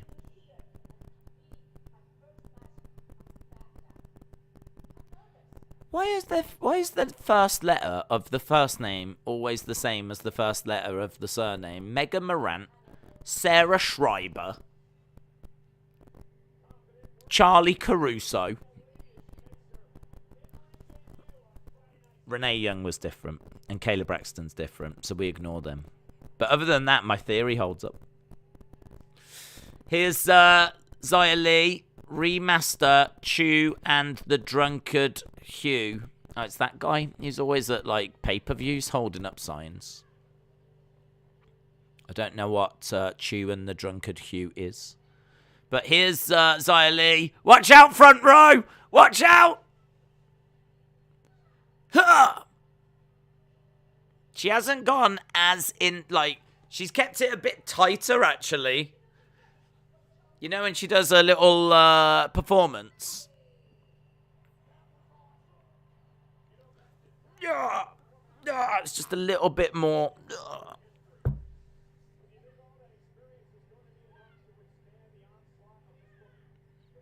Can I just say that when she does her little performance, I'm not actually impressed with it. When she does a little, like... I don't find myself going, wow, that is... I think I was more impressed with the ATV. And I really was getting annoyed with that towards the end. Kelly Kincaid. Yeah? What's going on? What is going on? Mortal Kombat. Finish her. Finish him. Kinky Arcade, absolutely. What is this? There must be a reason for it. Arn Anderson is another one. No wonder the crowd's asleep. But they're not asleep now.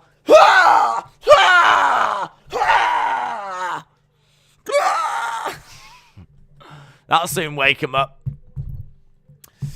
It looks like something from Power Rangers. Yeah, just without the sick costume. Or the interconnecting vehicles. Man, if she came out in the interconnecting vehicles thing, that would be insane.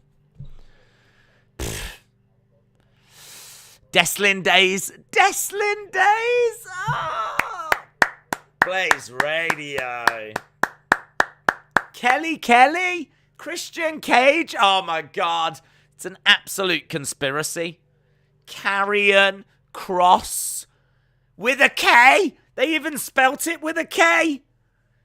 It wasn't even Carrion Cross with a C. I swear, this is what they do. They sit there and they just go, Ethel Evans. There we go. Ethel Evans. That's going to be the next one. Literally, they just look for the first name to have the same letter as the surname. This is a massive conspiracy that we've uncovered. This is huge. This is absolutely huge. This is the same as, like, finding out there's an Illuminati. In fact, I think this actually confirms that there is an Illuminati. So, make of that whatever you will. Will you be buying 2K22? I must admit, as it's getting closer, I'm getting a little bit more like, okay, I'll see you. Right? I'll tell you why, because I think it was last week I was like, no, I'm not getting it. This week, there's just been a couple of things that's made me go, okay, I'll see you. Right? First of all, they announced Andre the Giant is going to be in the game. Yeah, I said, give me legends. Give me legends. And if you're going to give me a raft of legends, then I'll be a bit more like, okay. So, Andre got announced, which I thought was a really good announcement. I was like, okay, I like that. I quite fancy playing as Andre against a few current stars. And I'm sure I know there's some others that are in the game, legends. But I hope there's like a considerable amount. But I like that. And then I watched the video that IGN put out at the preview, and they were saying that it's pretty fun to play. And it's got like a new fighting system whereby you can press certain buttons and like it will do moves, and it's easier to do moves than like previous versions of the game. And they seemed quite high on the actual gameplay. So I'm like, okay, yeah. There's definitely things that I'm seeing that's got me thinking like, all right, I'll see you. I'll see you 2K22. But I'm still waiting. I've said before, and I'm a man of my word, I am waiting for that IGN review. I'm waiting for that. So at the moment, the answer is no. I'm not buying it. But I'm starting to see the game. Vishal says Hunter, Hurst, Helmsley. Oh my God. That might be what started it. They might have seen that Hunter, Hurst, Helmsley, and they might have gone, oh my God, Vince might have been like, God damn, I want more of that. Actually, I think what started it was the gobbledygooker. I think the gobbledygooker in 92, or even Hulk Hogan. Oh!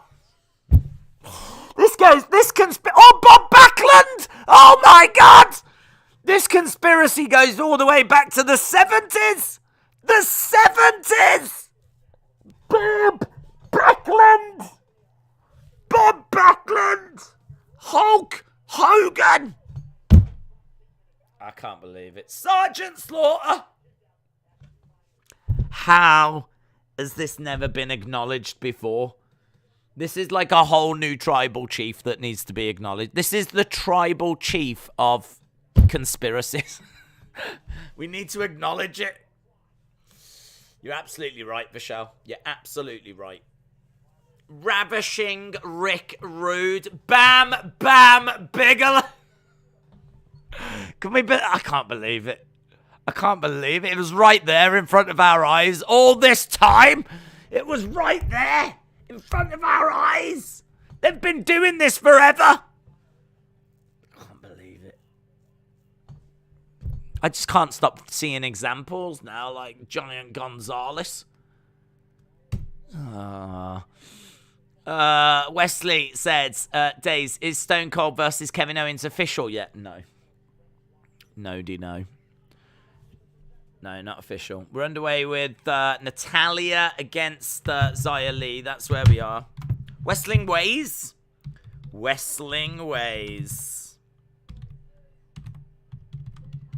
Wabbit. Makes me think of that. Wabbit. I'll get you, Wabbit. David Walker says 2K22 just for Macho. Oh, yeah. Yeah, Macho Man. I saw that one was announced. And again, David, you don't need to send in such kind donations, dude. I really appreciate it, but you don't need to do it. But I saw the Macho Man. I think there's Bulldog announced as well. There's probably like a 2K22 roster that's been announced so far, kind of a thing.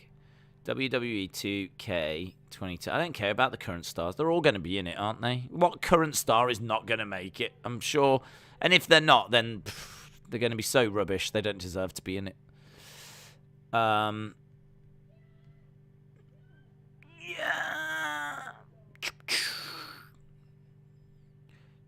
2K22 roster. Let's have a look. Full list of all superstars. Alright, I'm only interested in... Oh, Legends. There's a Legends segment. That's good. Okay, Andre the Giant. Okay. Wow. Andre the Giant. Batista. Beth Phoenix. Big Boss Man. Booker T. Bret Hart. China. Dolph Ziggler 09. Eddie Guerrero. Edge, current star. Eric Bischoff. Farouk. Goldberg, current star. Hollywood Hogan. Hulk Hogan. Jerry the King Lawler. Jim the Anvil Neidhart. John Cena. Zaya Lee's one. Kane 08. Kevin Nash NWO. Mr. McMahon. Papa Shango. Macho Man. Loads of Rey Mysterios. Ric Flair. Roddy Piper. Scott Hall NWO. Shawn Michaels. Stephanie McMahon. Stone Cold. Six. Ted DiBiase. Miz 2011, Rock, Triple H, Trish, Ultimate Warrior, loads of Undertakers, and X-Pac with more to be added soon. No British Bulldog. That's what jumps out. I thought Bulldog had been announced. How many of them do I actually care about, though? That's the problem. Andre the Giant, Big Boss Man, Bret Hart, Eddie Guerrero, Hogan, Jerry Lawler, Kane.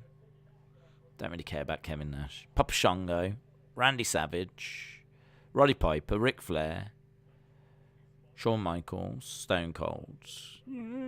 I kind of feel like there's around about 15 that I care about. 10 to 15 that I care about. Is that enough to buy a game? I need more.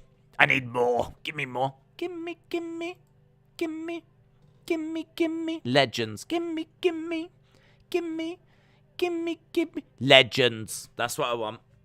Killer Bees? Yes. Get the Killer Bees in there. Vishal said, Ronda Rousey, Bad Bunny, now it makes sense. Oh my God. I didn't even realize that this had gone into the fighting and the music world. That is just insane. Vishal, you've cracked this wide open. You've cracked this wide open. Here's Sami. Zaya has beaten Natalya. Well done to her. Here is Sami Zayn. You mean the tribal chief? The tribal chief? Sami Zayn. That's what... see, it works with this as well.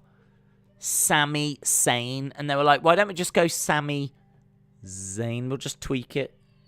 And they've gone, all right then. I mean, basically, the Z is a backwards S. We all know this. We all know this, guys. It's basically a backwards S. A lot of people say the Z is the poor man's S. Sami is making his way down with the Intercontinental Championship. Get Demolition in there. Oh, I don't think they're in their good books, to be honest. Davey Boy, I would love Davey Boy in there. Willy Wonka. Oh, my God. Dangerous Danny Davis, says Zoom Station. It's even spread into referees. Unbelievable. Sami trying to outdress Seth Rollins. Sami is a national treasure. Stop talking about 2K. You don't care. Well, we're trying to see if they can win me over. That was the conversation. And so I thought we would have a look at the announced legends so far. And I reckon there's about 10 to 15 legends that I do care about in the game. I think the Andre announcement is pretty big, to be honest. That's one that's got me like, okay, I see ya. I see ya. The roster at the moment is 152. 152. And I think, did I hear that there's no Fiend in the game? I think they took him out. Volta's in it. Volta's in there. As Volta, I think, not as Gunter.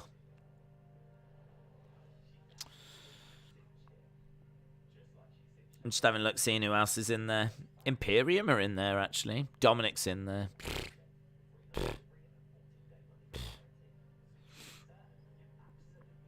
Yeah, I could get a bit distracted. Brutus the Barber Beefcake, says Mayhem. Pat Patterson? Oh, my God. Pat Patterson? Wow, that one is good. Because that one takes us, like, probably the furthest back we've gone. Pat Patterson. That's very good. That's very good. Robert Roode. Days, you've got to play it. It's content for the channel. I At the moment, I'm not even getting it. So I wouldn't even worry about that. Gorgeous George. Do you know what? I didn't even mean to start clapping, but my hands just did it. I have to clap Gorgeous George. That is brilliant. That takes us back to the 50s for Gorgeous George. Late 40s and 50s. Ooh. Honestly, I just started clapping. I didn't even know I was doing it. I didn't have any control over my body then. That was incredible. Adrian Adonis, legend. Big John Studd. I feel like we are just like literally naming people. I feel like we've got to the point where we've forgotten what we're doing and we are now just naming wrestlers.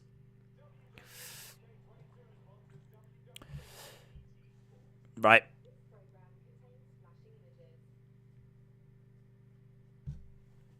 So we've managed to get back to like the late 40s, early 50s with Gorgeous George. That's very good. Right. Where are we now? We are with Sami Zayn, and we're about to go into the second hour.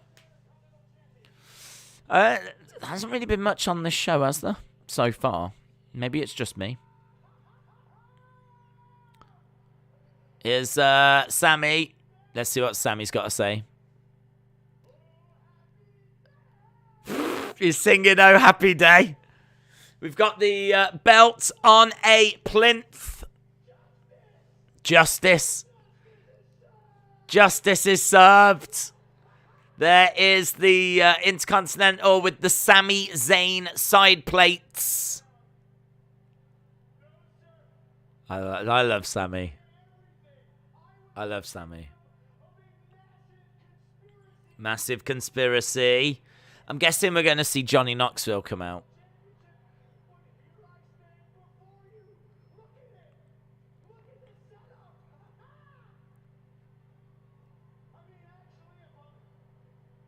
Boos for Sami.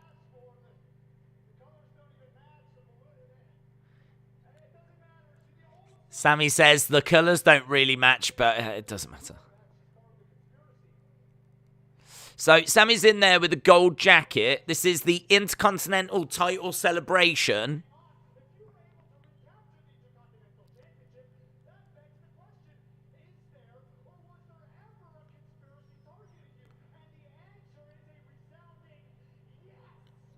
Was there ever a conspiracy against you? And he says the resounding answer is yes. Is Sami a better liberator than Putin?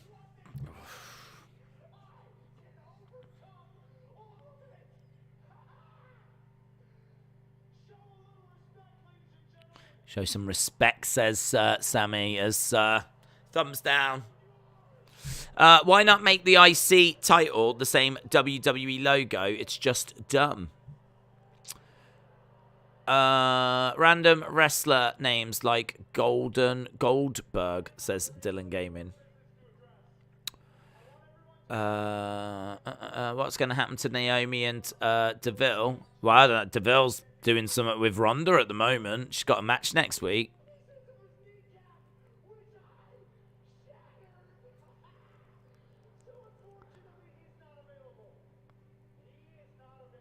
Okay. But. So no Nakamura. He's happy to defend. Against any and all. Okay. Anyone. Okay.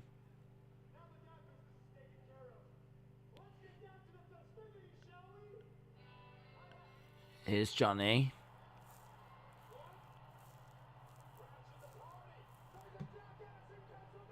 Johnny Knoxville making his way down.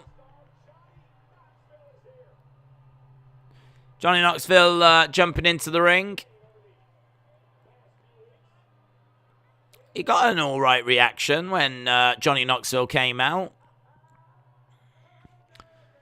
His jacket says Johnny Knoxville, WWE World Champion. Johnny Chance.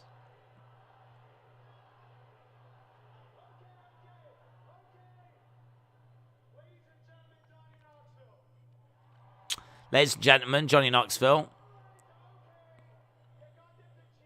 You got him to cheer.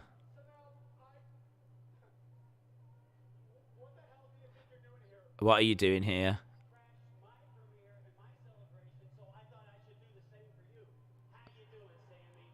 You crashed my premiere, so I thought I would do the same for you. He's doing great. They don't have anyone that can wrestle, so they've asked a celebrity to do this. Dawn Knight said it's no coincidence, taken from superheroes. John, Jonah, Jameson, Pete Parker, Sue Storm, Happy Hogan. They sound like brilliant superheroes. Johnny said, I'm brave enough to take you on for the title. I thought Johnny Knoxville had like a deeper voice than he does, you know. His voice is a little higher in its register than I was expecting.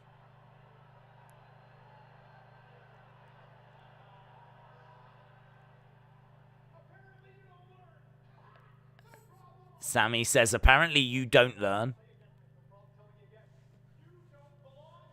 Yes, Sami, tell him.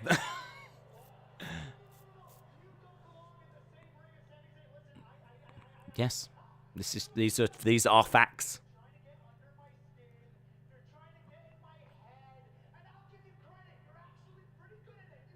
You're trying to get under my skin. You're trying to get into my head, and I'll give you credit. You're actually pretty good at it.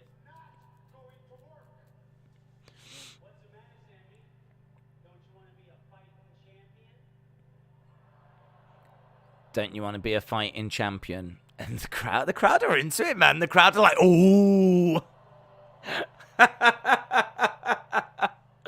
Ooh. He went there. Wow. Jackass Forever.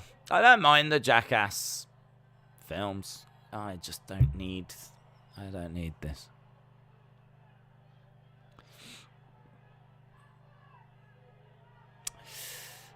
Rumors are Umaga will be in 2K22, says Edwards. Knoxville looks different without glasses. He looks old.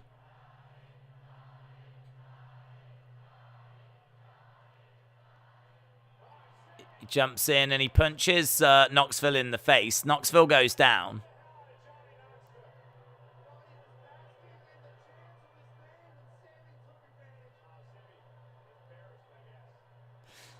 Can I just say, I think the commentators there have done a really rubbish job. Like, Sami Zayn has just punched international superstar Johnny Knoxville in the face, and they're just kind of like, oh, he's hit him in the face, and Knoxville's gone down. You know, Sami's had enough of it. There's like, why is Michael Cole not going, oh my God, you can't be doing that, Sami? Like, I don't understand, why are they not making out that this is like a massive deal? Another haluva. I think the first haluva was really flipping wide of the mark. Second haluva looked a lot better. Michael Cole is normally really good in these situations, but here he's just not. He's just talking.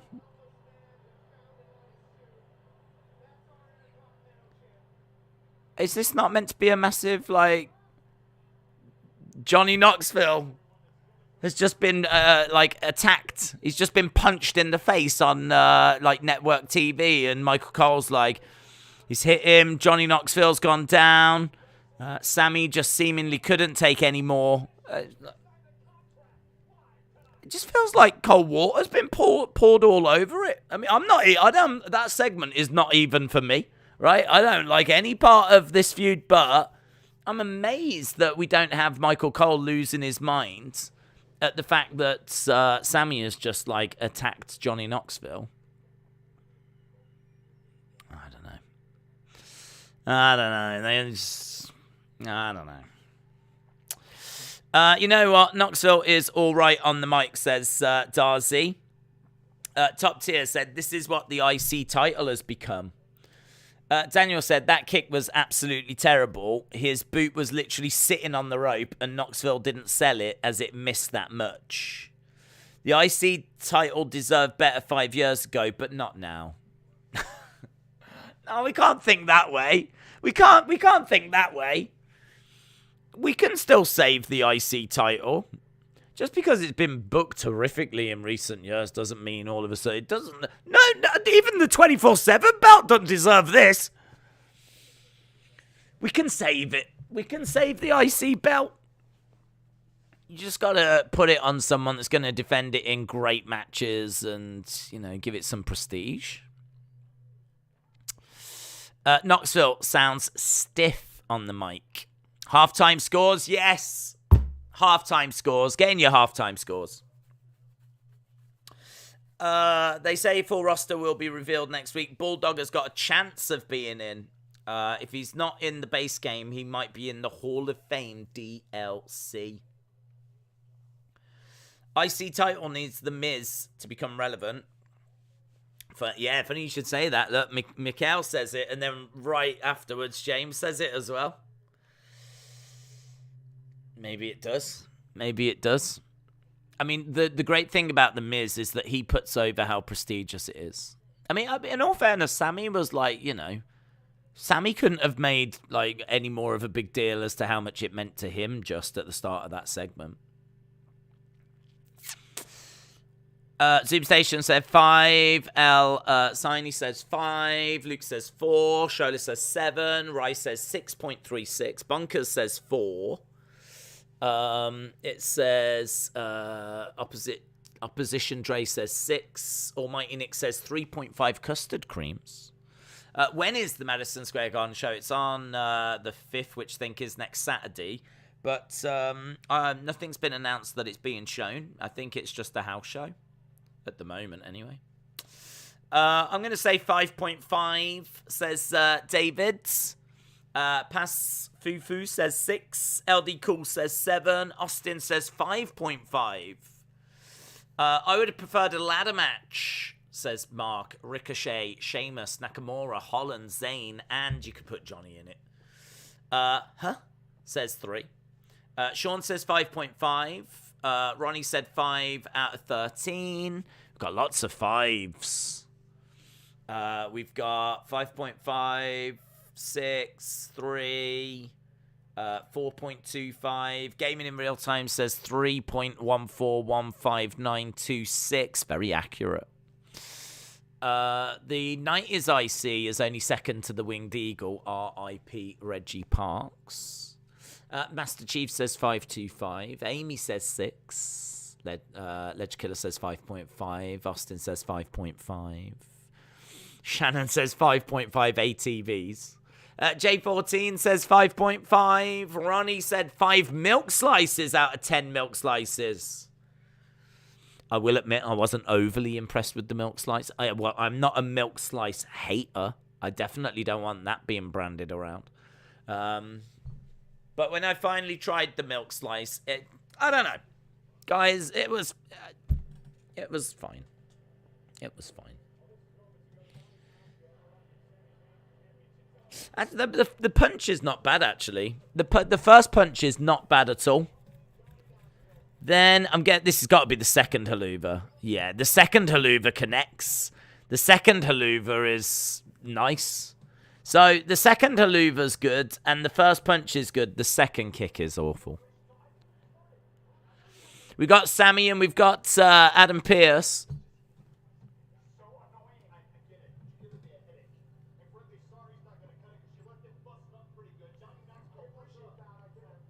You've left him busted up pretty good.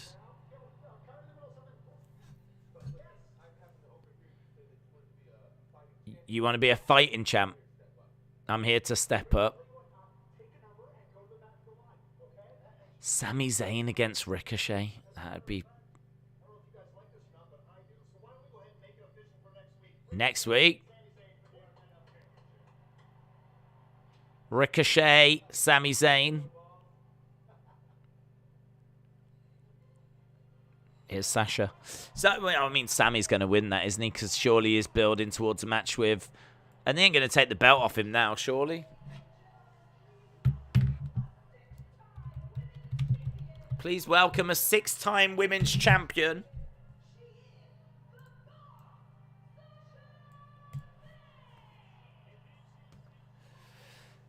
Sasha.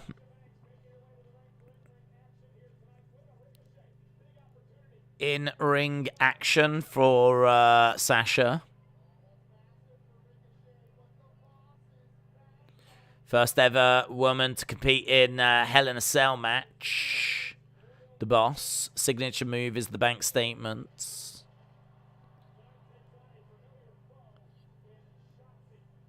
Oh, Shotzi's here as well. Oh, right, well, there we go. Sasha against Shotzi. In a we forgot about both of these women match. Shotzi.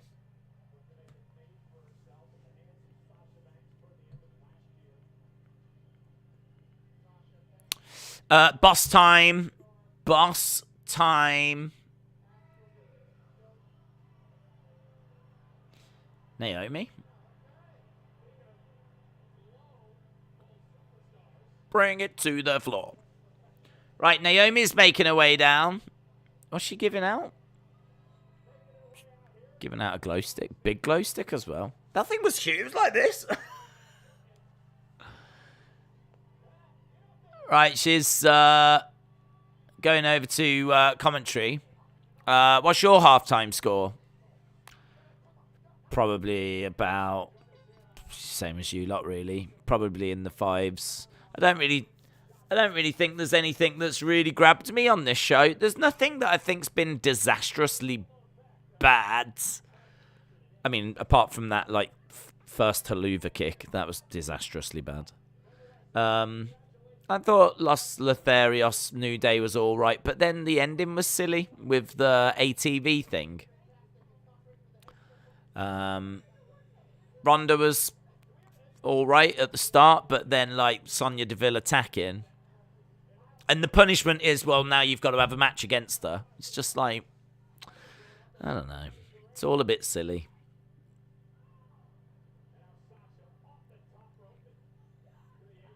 Kicks coming in by Shotzi. Naomi gets no love. She is the female Cesaro. Wasted, says Cliff.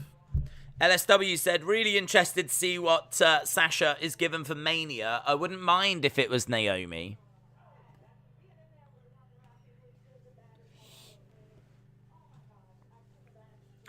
Nice tribute Shotzi has for her dad. I saw it's on the choker.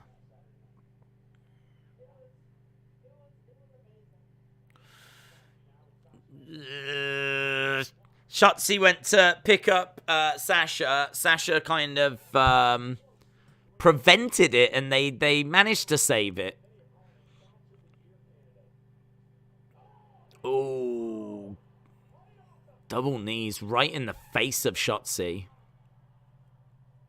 I don't know. It feels like these two aren't quite on the same page.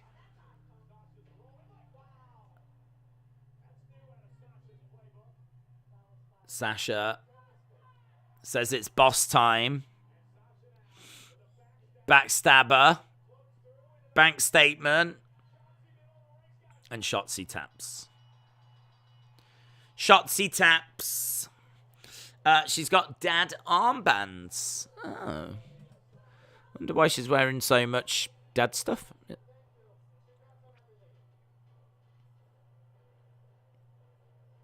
Bum, ba-dum, bum. Did her dad pass away or something?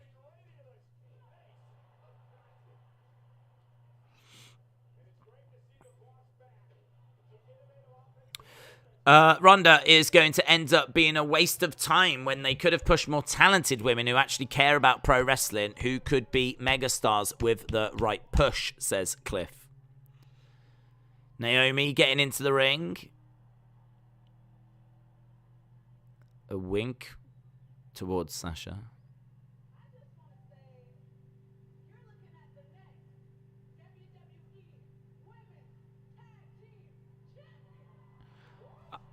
I just want to say you're looking at the next women's tag team champs, Sasha and Naomi.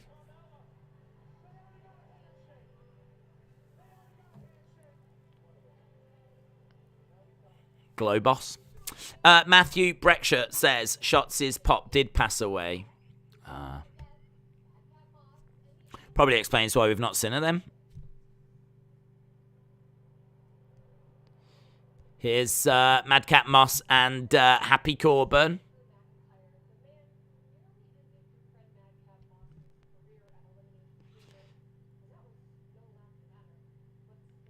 Yeah, it's a horrible moment. Oh my god.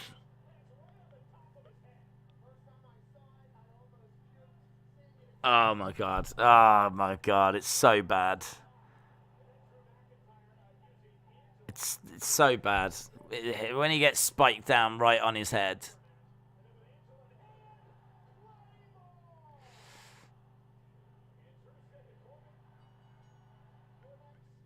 Yeah, that was horrible.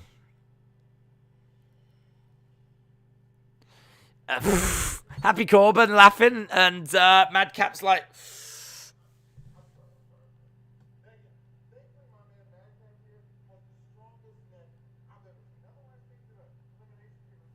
My friend Madcap here has got the strongest neck I've ever seen. Madcap is not laughing about this. Drew McIntyre tonight has got to deal with me, says Corbin.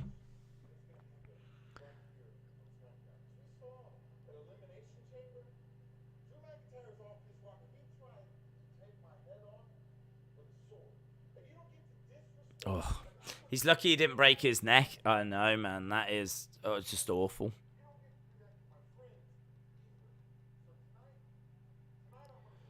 Well, I wonder if they'll stop doing that move.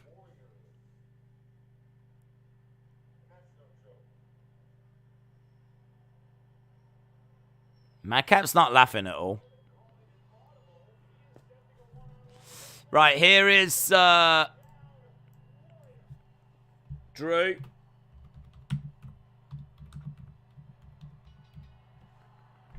No, not Madcap. It's Corbin. Doo-doo.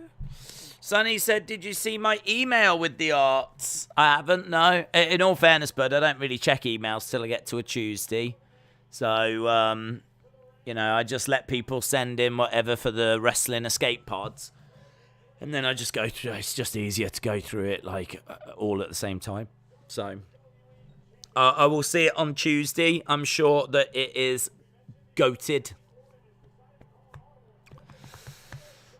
We are doing. I should mention that actually. On a Tuesday, I do that Wrestling Escape Pod. It's a podcast that's sort of wrestling themed, but rarely does it really talk about wrestling.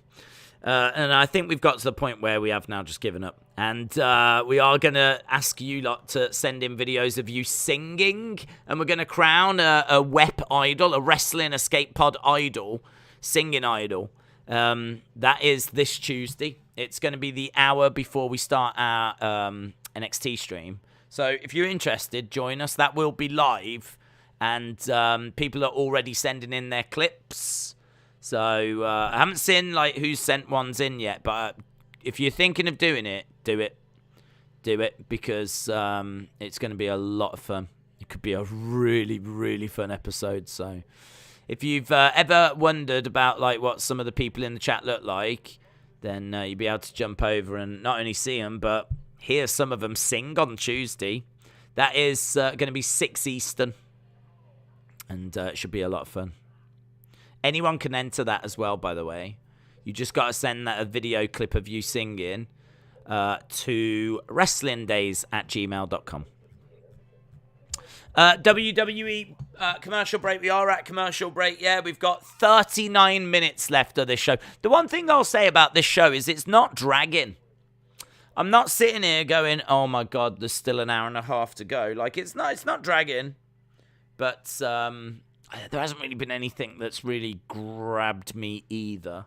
So, we've still got the Roman Brock thing to come as the main event, though. So, we should end on a high. True Killer says someone should start a petition to get rid of Drew's swords.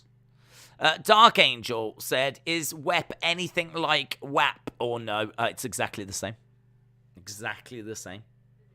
In fact, Cardi and Megan Thee Stallion got the inspiration for WEP from what we were doing on the WEP.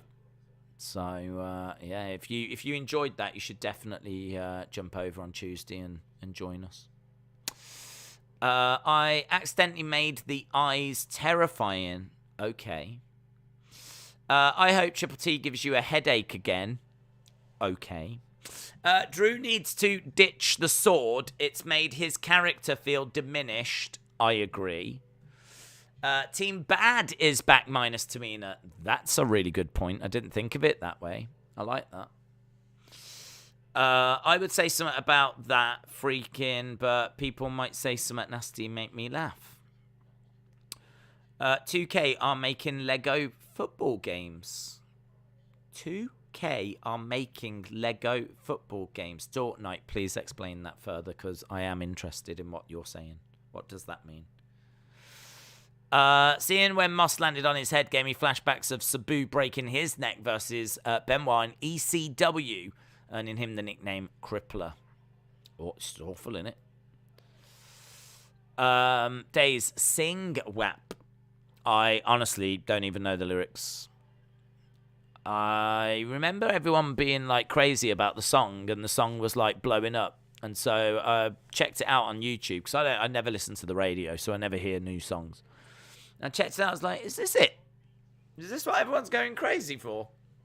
I wasn't overly impressed. I really like Bodak Yellow. But yeah, that one, I was kind of like, all right, okay.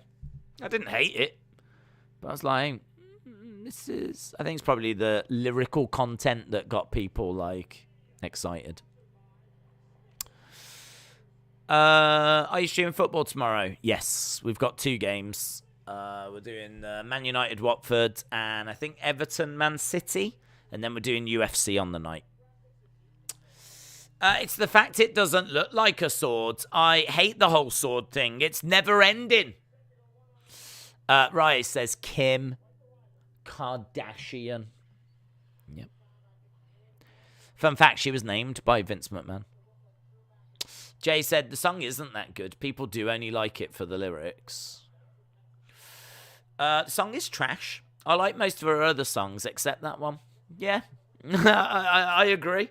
I heard all the hype and everyone was going crazy about it, and I think it was like shooting up the charts. And I was like, okay, I like Cardi B. Let's check this out. And I was like, okay. But I mean, like Bodak Yellow, I think's amazing. I love that tune.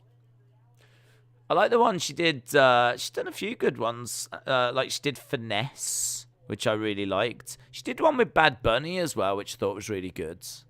And I must admit, I didn't even realise it was Bad Bunny. It's only because I played it the other week. And I was like, oh my God, Bad Bunny's on this. So I had heard of him. Well, I hadn't heard of him, but I'd heard him sing before I even knew who he was. So yeah, she's had some good ones, but yeah, that one didn't grab me.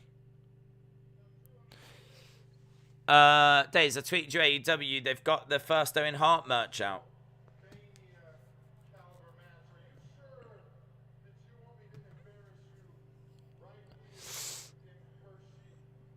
Corbin saying, are you sure you want me to embarrass you here? Look around. These people are pathetic.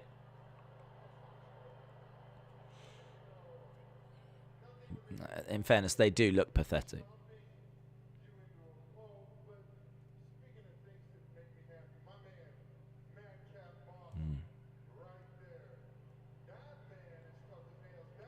That man is tough as nails. That man is an inspiration.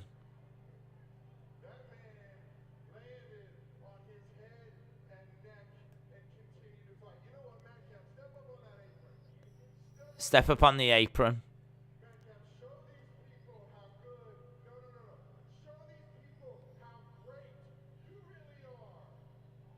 Show these people how great you really are.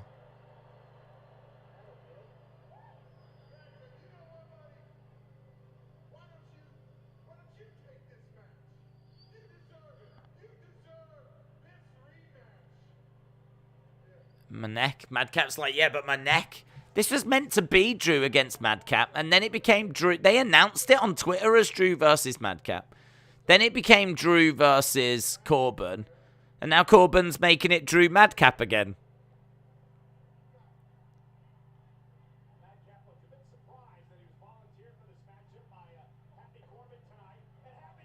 Okay, I don't even know. I don't even think there is a match. They're both just beating up on Drew.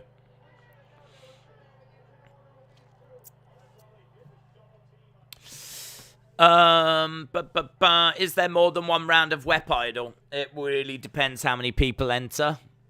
If there's 4 entries, there'll be one final, and that's it. If there's more than that, then there'll have to be a couple of rounds. I would be very surprised if we got more than 8.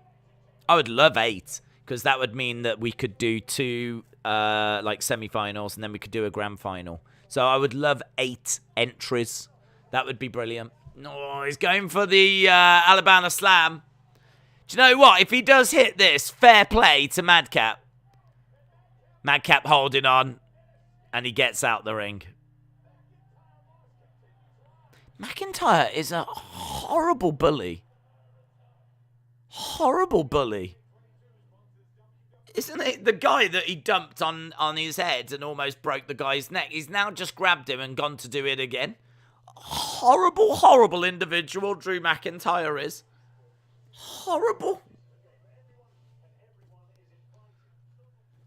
Don't forget that Madcap was injured and Drew went into the doctor's room, the medical facility, with his sword and threatened Madcap to say that he was fine and that he would have the match. Like, I understand that Corbin and Madcap beat up Drew, was it day 1? But that does not allow Drew to be the douche that he is now. Awful. This is one of the worst feuds in recent times, says Daniel. Drew is a bully. He's awful. Dawn Knight said 2K are a gaming company. I know that. They've linked up with Lego to make other parts games that include Lego football games. I don't know what you mean by Lego football games. What does that? I don't know what that means. Do you mean like computer games? Not like Lego pieces, but you mean video games of Lego football. This is what I'm struggling. I know they're a video game company. I don't think they make real games, do they? They just do video games. And what do you mean by games? That suggests more than one. Is it going to be a series every year? Have they said that it's going to be like, you know, Lego Football 2020, Lego Football 2021, Lego Football 2022? Or is it going to be like... They did it before where there was like Man United and the clubs had different games. I can't remember what game that was, actually. There was a series of games not long ago. Well, I say not long. It's probably about 10, 15 years ago now. Where I remember like Man United had a game. And I think Barcelona had a game.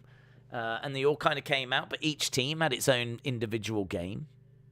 It's weird. It's sold, though. Yeah, computer games. I'm trying to make sense. No, I'm with you. In fairness, Fortnite, I'm quite excited by that. I would play that game. That sounds fun. That sounds like a game I'd have fun with. Do you know what I mean? Lego men on a Lego pitch playing Lego football.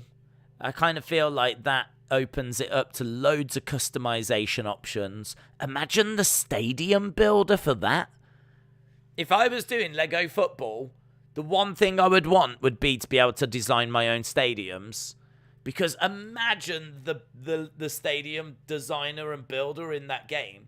Plus also, like, you could do anything with the shirts, like, and, like, have different teams and everything. You'd be able to, like, do really fun customization of the minifigures. Yeah, I mean, you could do, like, you create your own teams, own leagues, own cups, own tournaments, World Cups. It'd be brilliant. It'd be brilliant. I'm really down for that game. I'm really down for it. We're back from commercial break. We are 29 minutes to go. 29 minutes to go. Is there how far are they? I want to know more about this Lego football. I'm excited by it. Lego. Madcap is in there with Drew. Football.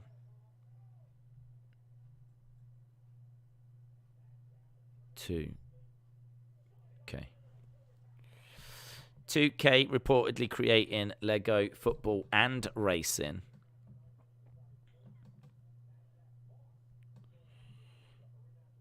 I don't think they've got anything to show, though, have they, unfortunately?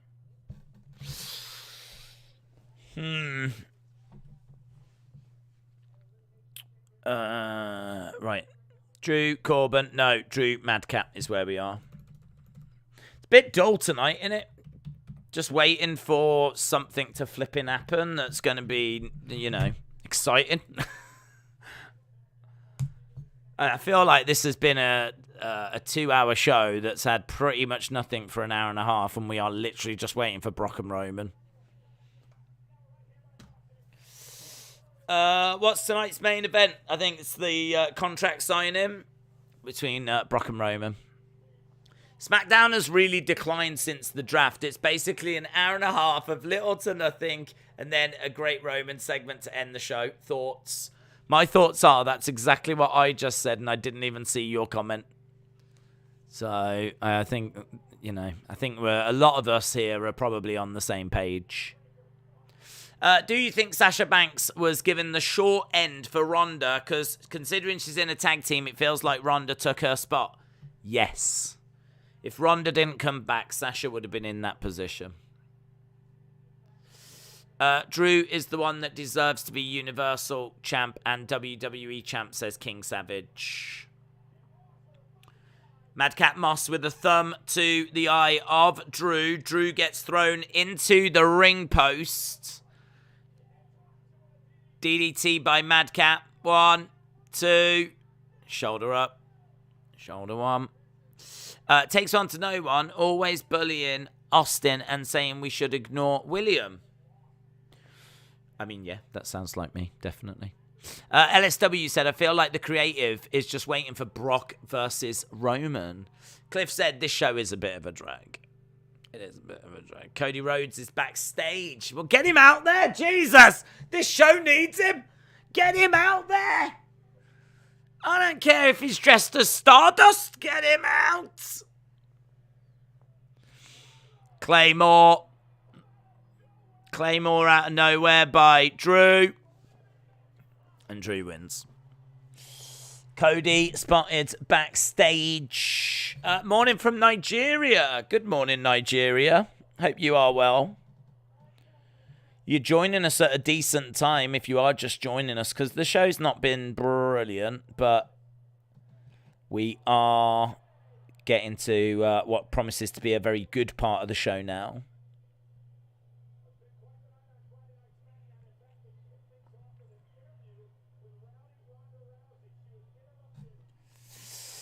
Drew McIntyre wins. Dusty Rhodes in his prime couldn't save this show. Little yet Cody. Do you want to see Roman Brock? I suppose they're the two biggest stars. I think it's interesting that this time Roman is the heel and Brock is the face.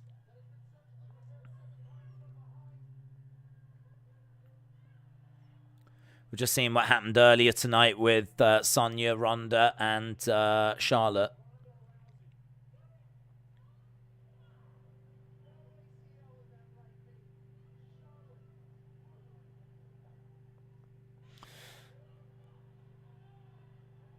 Okay. Drew will turn heel in 2023. He needs a 3-year face run. My dad told me why Twitter is mad at me. I'm just asking them for follows. Right, here's Ronda.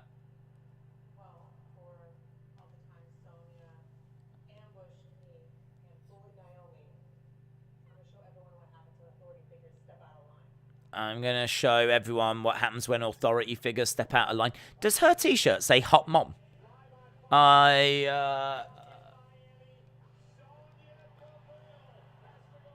Yeah, Sonya Deville against Ronda next Friday.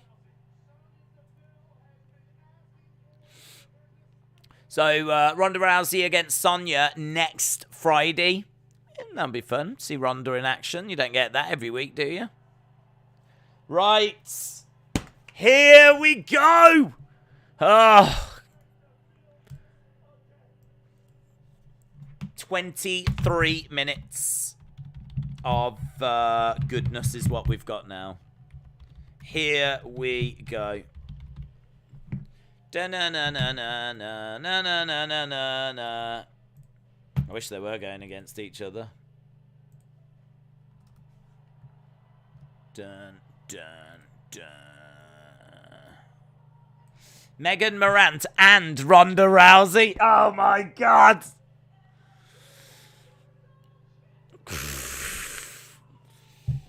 That's the kind of thing that creates a black hole, I'm sure. Look at all the phones.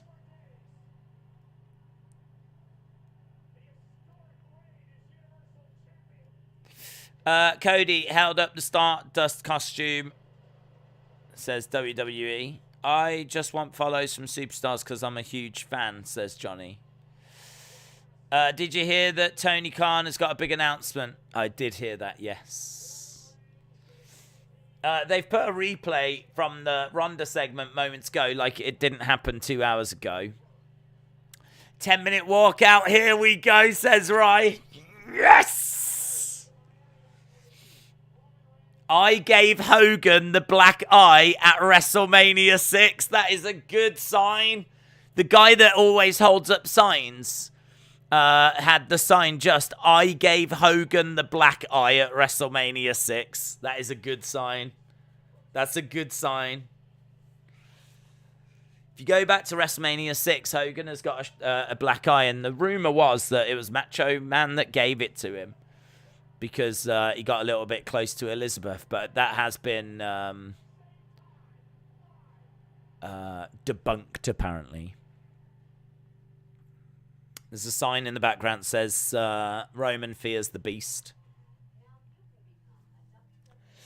The show has finally started. I've got a big announcement. Tony Khan has got a big announcement. That is a big announcement.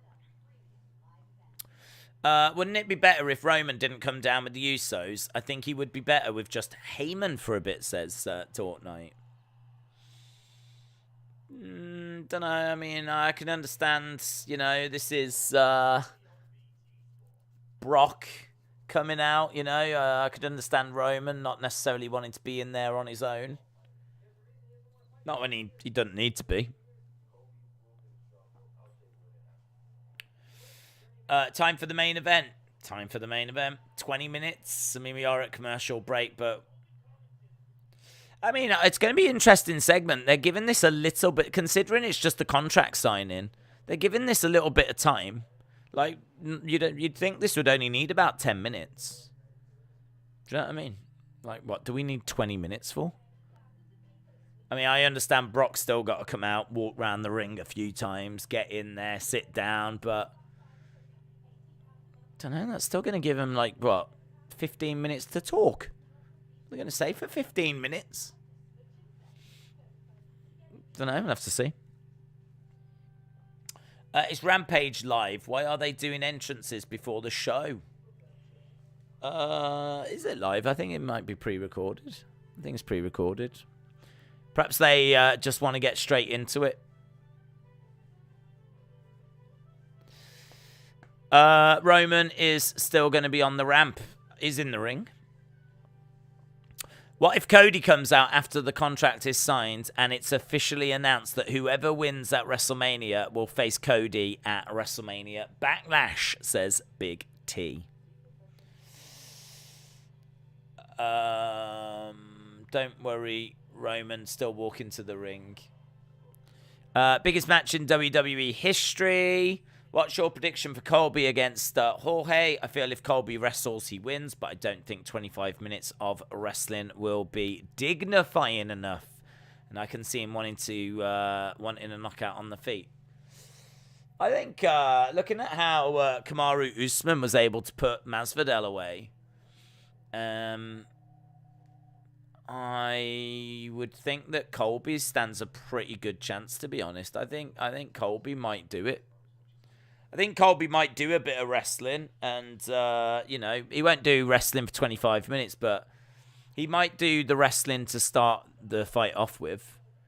Maybe, ensure he's got a couple of rounds in the bag, and then that means he can stand an exchange. And if it doesn't go his way, if he is losing the strike in exchange, just go back to the wrestling, knowing that he's already got a couple of rounds in the bag. I think I'm leaning Colby to win the fight. If they just stand and bang from the very start, it could be... it's going to be a hell of a fight. Certainly one for the people. Where do you rank the Brock Roman in all-time rivalries? I kind of feel like it's probably the rivalry that defines this era. If you think about how many times they faced each other. It's not a rivalry... It's not a rivalry that I think is amongst my favorites. But it's probably the biggest. But, I don't know, it's not, for me personally, it's not as great as, say, the Bret-Shawn rivalry. Or the, Undertaker-Kane rivalry. Or Stone Cold and The Rock rivalry. Or even Shawn Undertaker rivalry. I could put a lot ahead of it. But I think if you talk in terms of size, like importance, it has to be right up there. Because these two... is this the third WrestleMania they will have main... I think, didn't they main event 31, 34, and now they'll be doing 38? That's crazy, isn't it? That's crazy. That puts it up there with Stone Cold and The Rock. It's absolutely one of the biggest of all time when it comes to size. But I just think their matches, for whatever reason, have never massively grabbed me. I remember a lot of people booing during, was it the 34 main event when Brock won? People were just not into it, not bothered by it. And then they faced in Saudi in a cage. Was that in a cage match they faced? It's just not a feud that does it for me, really. But I am intrigued by this match. This is a bit more intriguing because Roman's the heel. Acknowledge me. I feel if Colby was fighting anyone against Jorge next week, he would get an easy and smart victory. RIP security. There is security in there. We have got a lot of security, actually. About 6 security guards, is there? Suplex City is the chant. Heyman's in the ring. Roman's in the ring. Usos are in the ring. Adam Pearce is in the ring.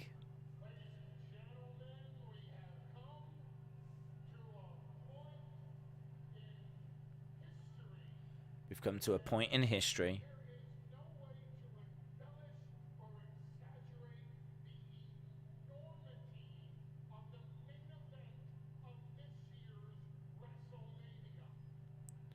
Okay.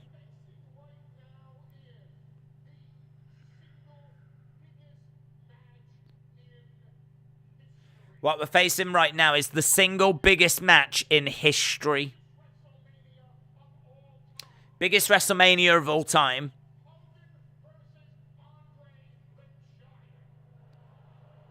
This is not bigger than Hogan, Andre. No. There's boos to that. Bigger than Stone Cold and The Rock, and Roman's like,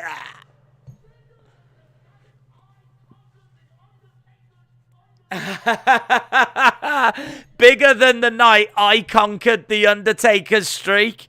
Paul Heyman taking credit.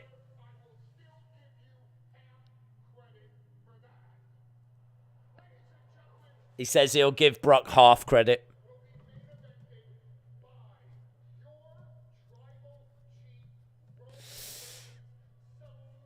Paul Heyman's trying to make out this is the biggest match of all time, and the crowd not having it. 12 guys in the ring for a contract signing. Lol.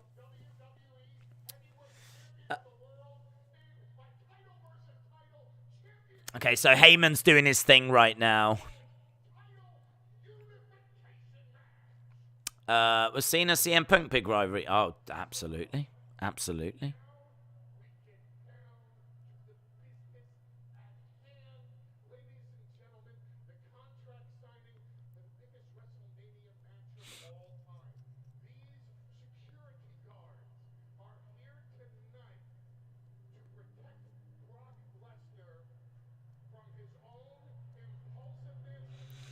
These security guards are here to protect Brock Lesnar, says Paul Heyman.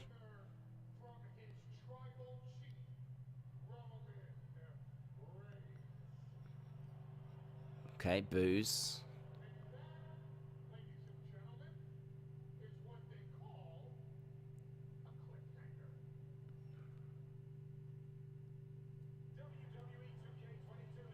It's a weird way of doing it, isn't it? It's a different way of doing it. Heyman has set the scene, saying, like, the security guards are here to protect, Brock. And we'll be doing the contract signing. And that is what you call a cliffhanger. He clicked his fingers, the lights went out. Wondered what that was going to mean. And then we just go to commercial break. It's a bit different. He's got the power now to do that and turn the lights off. Do you think Paul double crosses Roman? I think it's a possibility. I hope not, to be honest. I think we've already seen him going over to Brock and then turning on Brock. So for him to then turn on like Roman, like, I don't know. I kind of think like they've already done that. They've already played that card. I wouldn't play it again. Do you think Paul double cross? Oh, we've answered that one. This is not the biggest match. Dort Knight, shout out to you. This show has not gotten better yet, even with Roman and Heyman and Brock pending. Brock is pending. We got Thanos snapped by Heyman, says Harley. This is the best cut from the cliffhanger. Lights out, it's Bray. Paul is part of the House of Black. Yes. The only way he turns on Roman is if he turns on both with a new client. AEW let Punk and MJF go all in. Why not let these two cut for a while, says Ronnie. Right, well, we've got 10 minutes left of the show. We are at commercial break. We've still got Brock to come down. So they've let Paul Heyman do some talking for a little bit. Don't forget, in 10 minutes, we do have AEW Rampage coming up. So that is on tonight. It is back after Smackdown again. WWE made a massive mistake by misusing Cesaro. I wish him nothing but the best, and I'm glad he got out, says True Killer. 10 from the Dark Order is going to come out and destroy the security. The guy can't stand security. Very true. Very true. Right, we're going back. We've got 9 minutes, and we've still not had Brock come down yet. So I'm guessing Brock will come down, get into the ring, and then they will get at it. That is what you call a cliffhanger. Paul should manage Bron Breakker one day, I hope, says Mark. Right, here comes the Beast.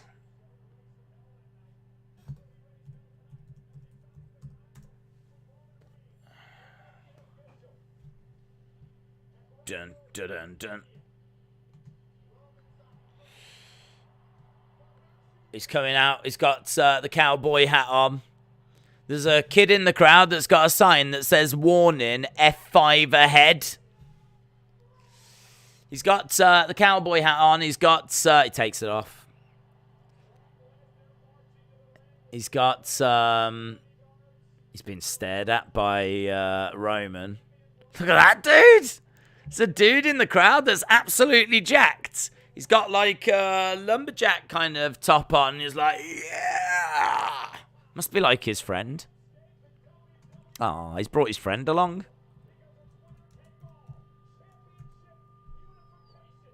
Brock circling around the ring. Big smile on his face.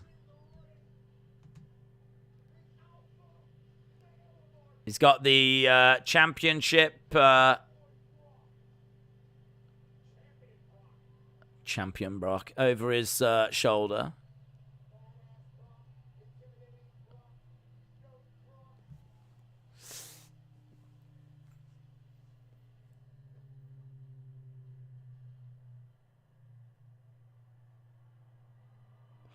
Brock staring at Roman.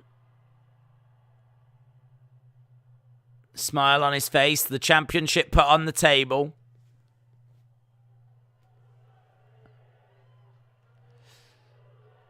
Suplex City chance.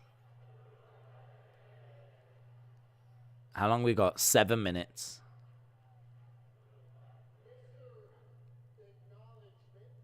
Mr. Acknowledgement. And Mr. Dick. Short for Richard.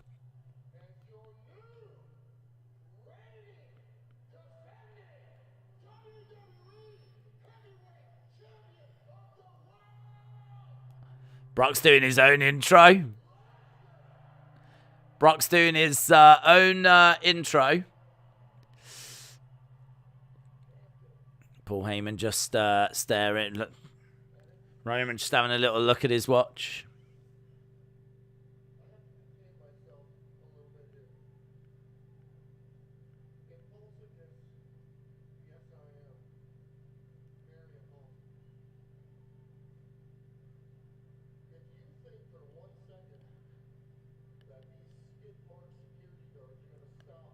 If you think for 1 second that these skid mark security guards are going to stop me.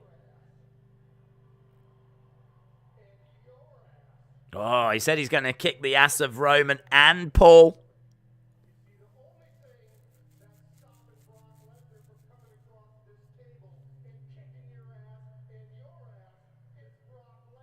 The only thing stopping Brock Lesnar from kicking your ass is Brock Lesnar.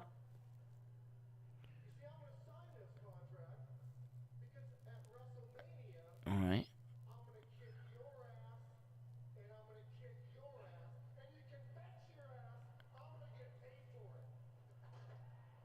Roman's getting annoyed. I don't know what that was. Like Roman just seemed to like move the table a bit.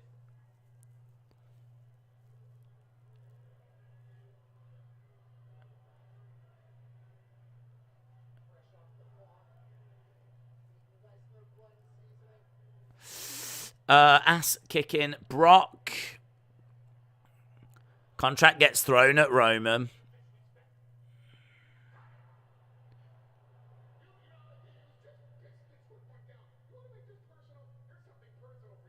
Heyman said it was only business.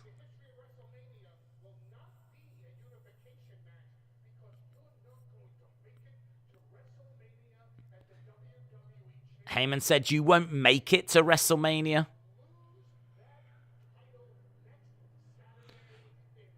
You are going to lose that title next Saturday at Madison Square Garden. Who has Heyman got someone lined up? Gives a pen to Roman. Roman looking at Brock, signs the contract.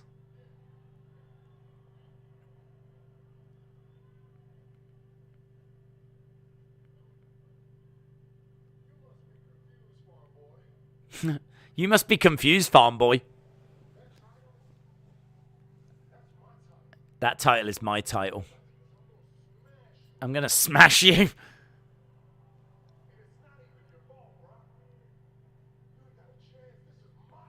This is my show. This is my ring. This cameraman. This is my cameraman. This cameraman right here is Mike. This is Mike. He's got a lovely wife, Susan. This is my cameraman.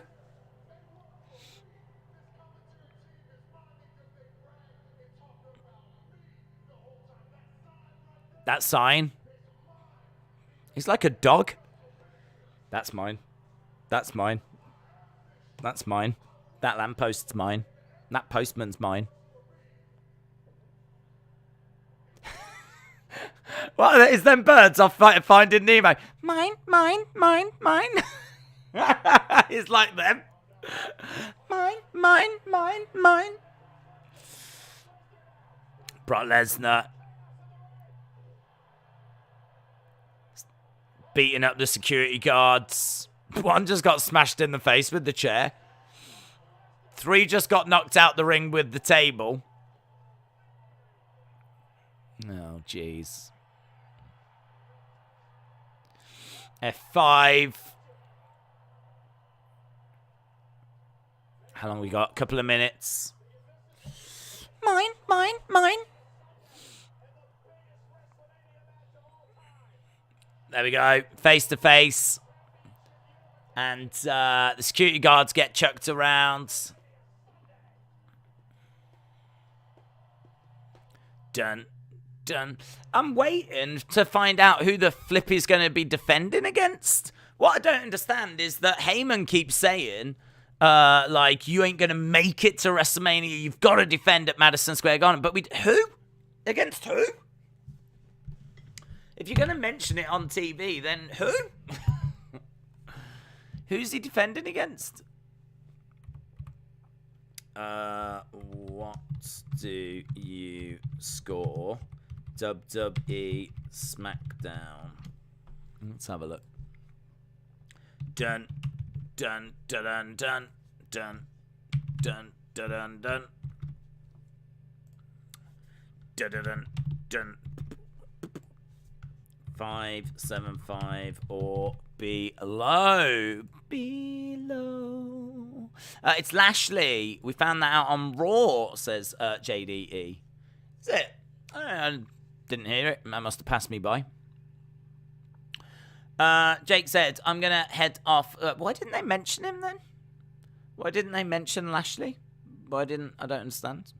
If it got announced, why isn't Heyman not mentioning it? Is the MSG show a network special, or is it just a house show we don't get to see? I don't think we see it. I haven't seen it announced anywhere that it's going to be shown, so I don't think we get a chance to see it, unfortunately. Bobby is injured. WTF happens now, then? What I want is, whilst you lot are voting, I want to change this over because we are jumping over to Rampage. AEW Rampage, which should be starting any moment.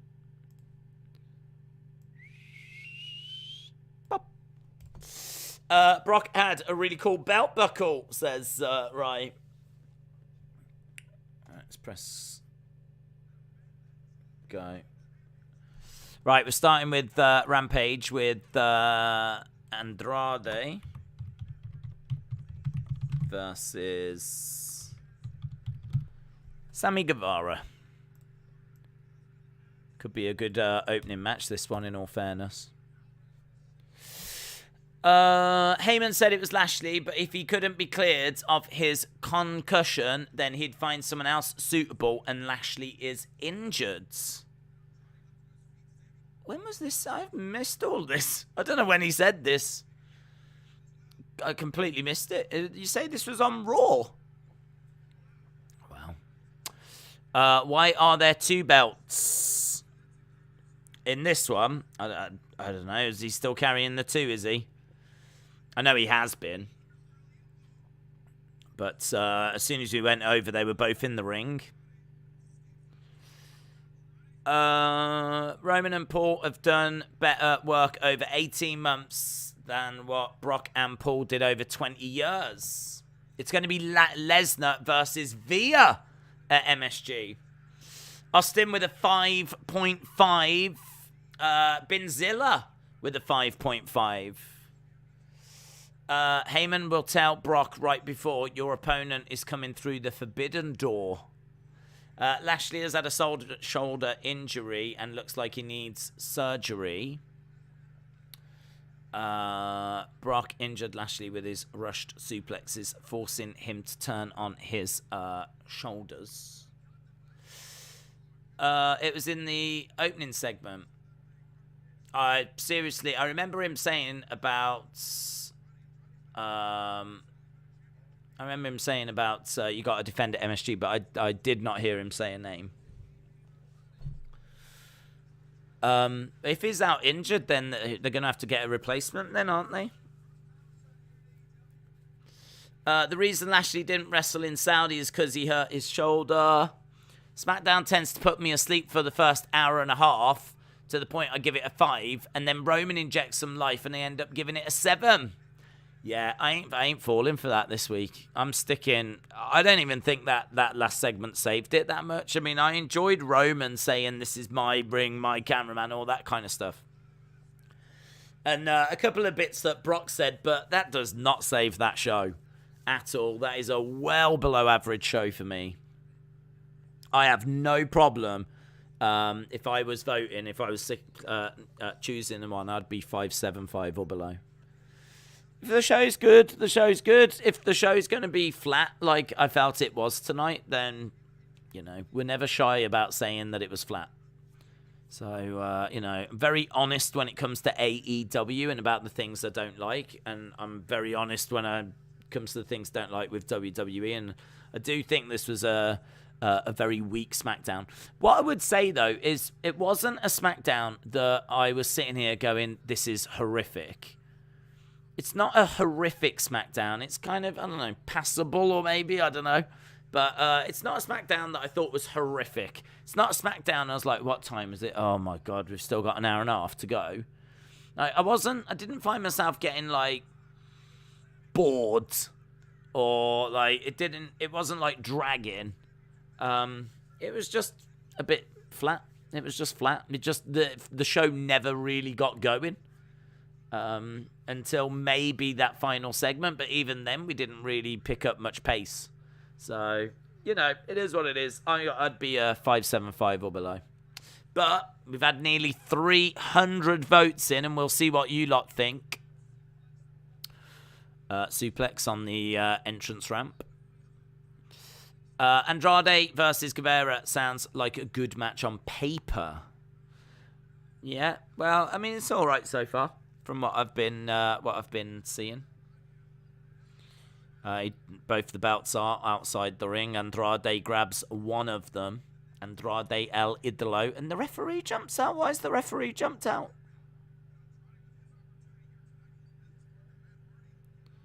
Referee jumps out and tells Andrade to put the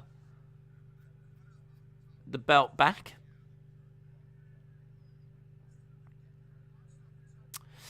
The promo from Roman is the type of promo I would show to someone to show the difference between his promos now and back then.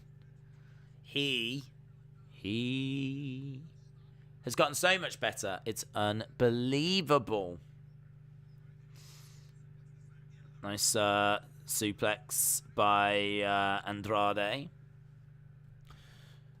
So, in the ring, we're both fighters. They were just on the outsides. But, inside cradle by Sami. Crowd are a little bit quiet here on this one. 6-2-5, and that's the lowest score I've given any show all year, says James. Do you think Brock faces Cody at MSG? Don't think so. If you're going to bring Cody in, then unless they bring him in next week. But would you really have Cody lose at MSG? Because he ain't going to win the title, is he? So, I wouldn't think so.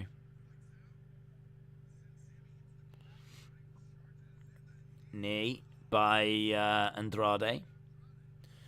What happened when Bobby... Did he really get hurt in the cage? You might hear Brock Lesnar really had him out of commission.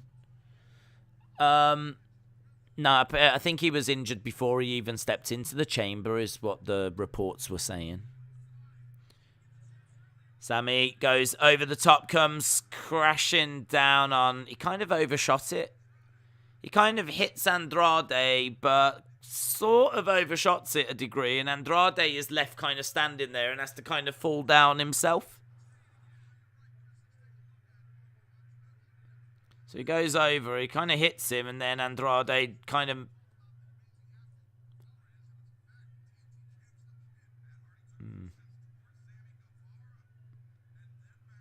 Sami's gone up top. Comes crashing down. Andrade moves out the way. Andrade with a big boot. Sami goes down. Andrade looks to be in great shape. He seems to be a little bit bigger around the top.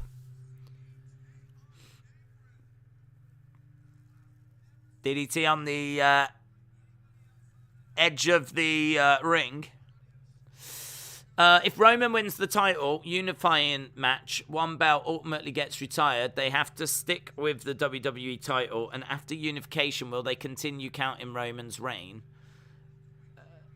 Title unification, I said this before, right? Title unification does not necessarily mean one belt. Doesn't necessarily mean that, right? It might mean that, and it could result in one belt, but it doesn't.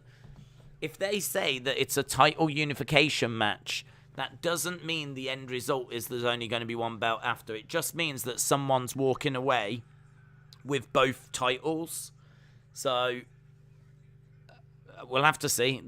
We'll have to see. I mean, it could be that Roman or Brock has both belts after, and they decide to merge them into one, or it could be that they have two belts after, and then they lose one of them, and we go back to having two separate belts.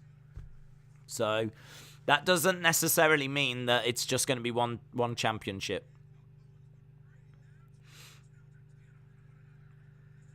These two on their knees, just wailing away at each other. We've had 340 votes right now.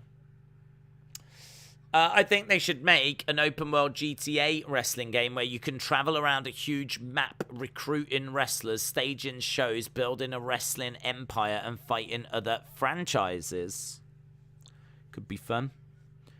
Certainly if you could go to some different indies and recruit people and whatnot, could be fun. I don't know how you'd do that in an open world though. Unless there's several shows, several promotions all in the same city. But would you need the driving around aspect of it, to get from show to show?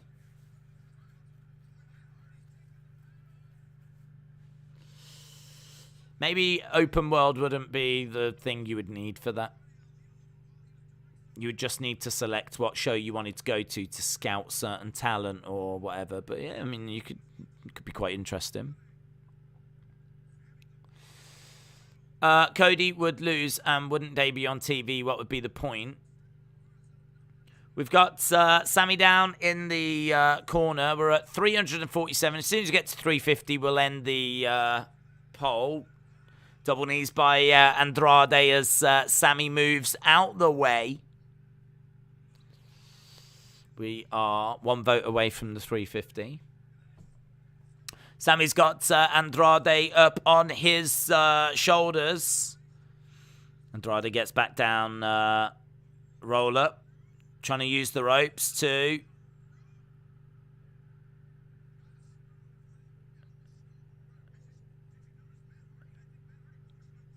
Did Matt Hardy push Andrade's foot off the rope?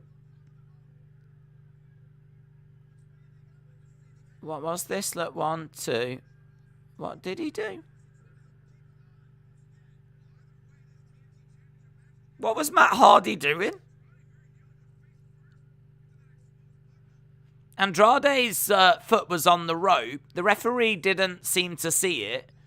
And Matt seemed to push his own guy's foot. I don't know what that was. Sami going up top. Let's end this. We'll end the poll.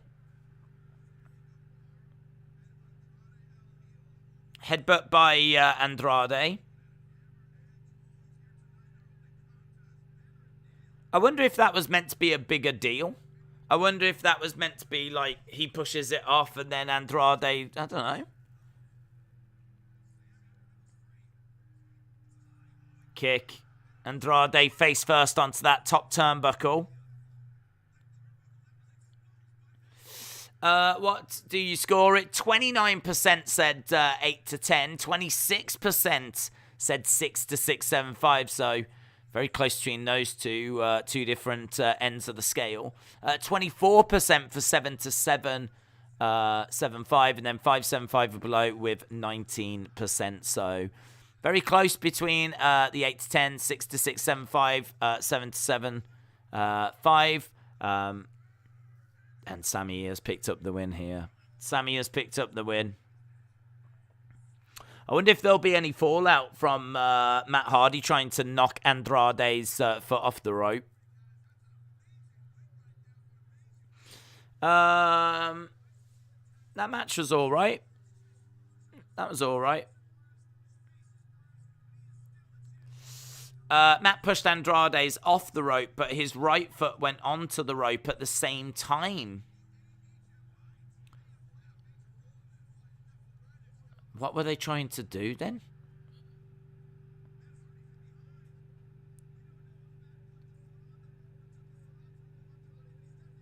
Yeah, even Jericho is saying, we don't know if he put the foot on the rope or took the foot off the rope, if he's working with Andrade, against Andrade. Darby Allin hurls himself. Suicide dive into Matt Hardy. Darby Allin has come racing down.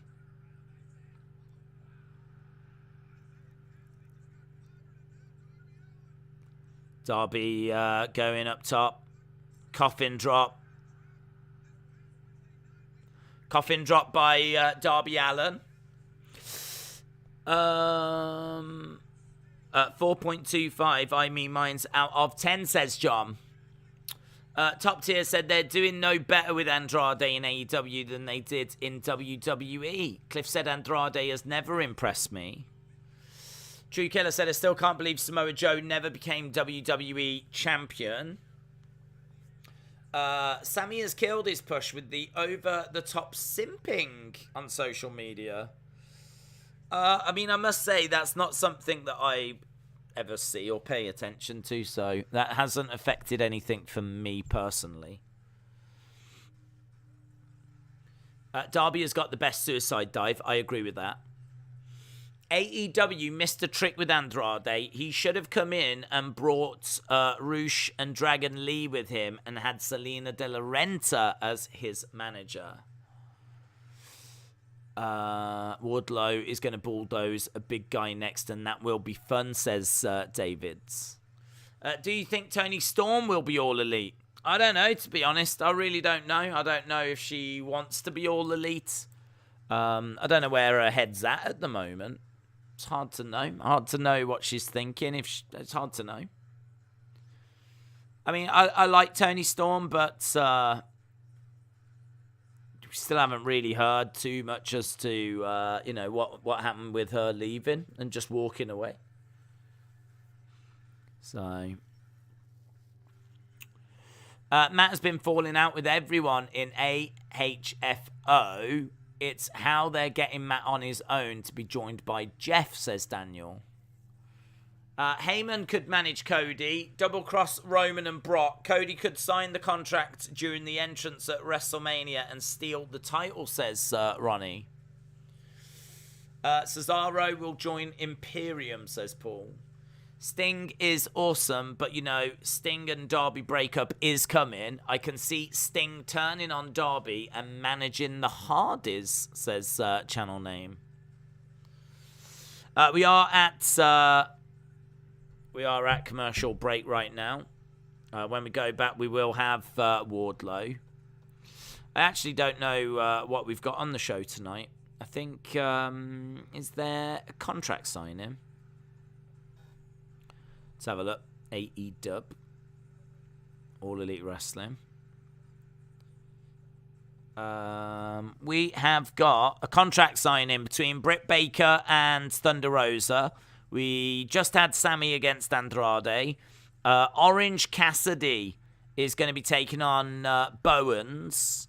Wardlow is taking on Nick Comoroto. And we've got Serena Deeb. The Professor gives another 5 minutes. 5-minute rookie challenge. So another 5-minute rookie challenge from Serena Deeb. I'm into that.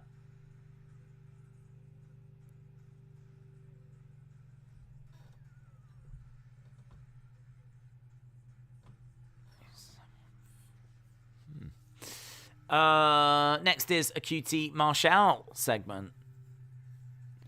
Do you think we will see the return of Velveteen? He was talented and the allegations false. Don't know that the allegations are false. So, I mean, if they're proven to be false and he can move on from those, then maybe he can find his way back into a company. Because he was very charismatic, but don't know if those allegations were false, to be honest. 5-minute rookie challenge is a cool concept. Right, we are back. Already, nearly 20 minutes gone already here. It's flying, isn't it? Right, we've got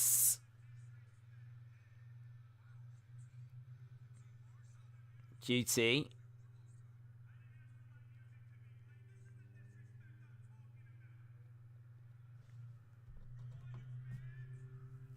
So he's talking about disrespect. I mean, Hook. This will surely mean Hook coming out.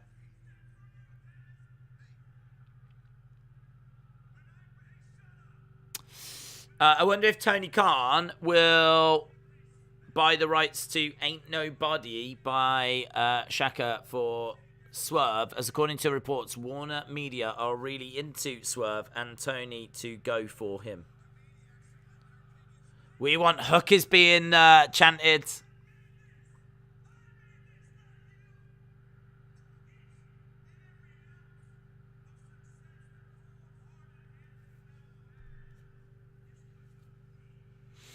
Okay, so is he taking credit for the success?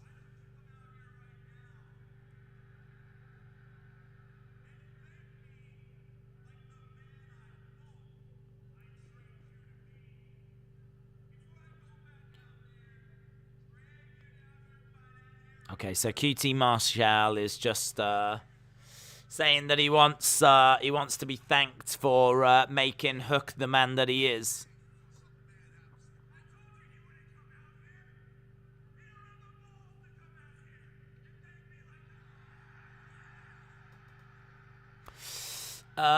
Give the people what they want. Tony has trademarked Forbidden Door and Forbidden Portal.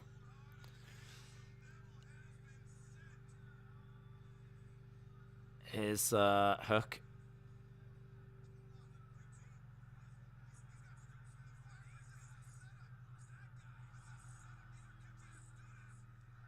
Nice judo throw. Nice clothesline. Duck underneath.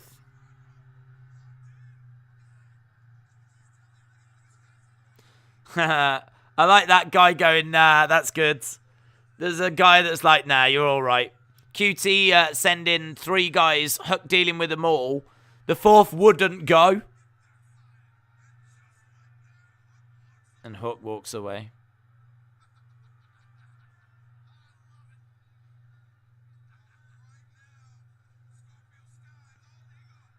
There we go. QT is left frustrated.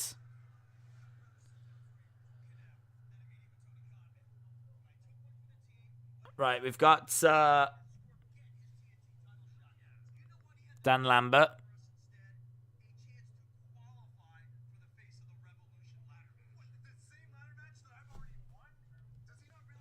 The Owen Hart t-shirt looks nice.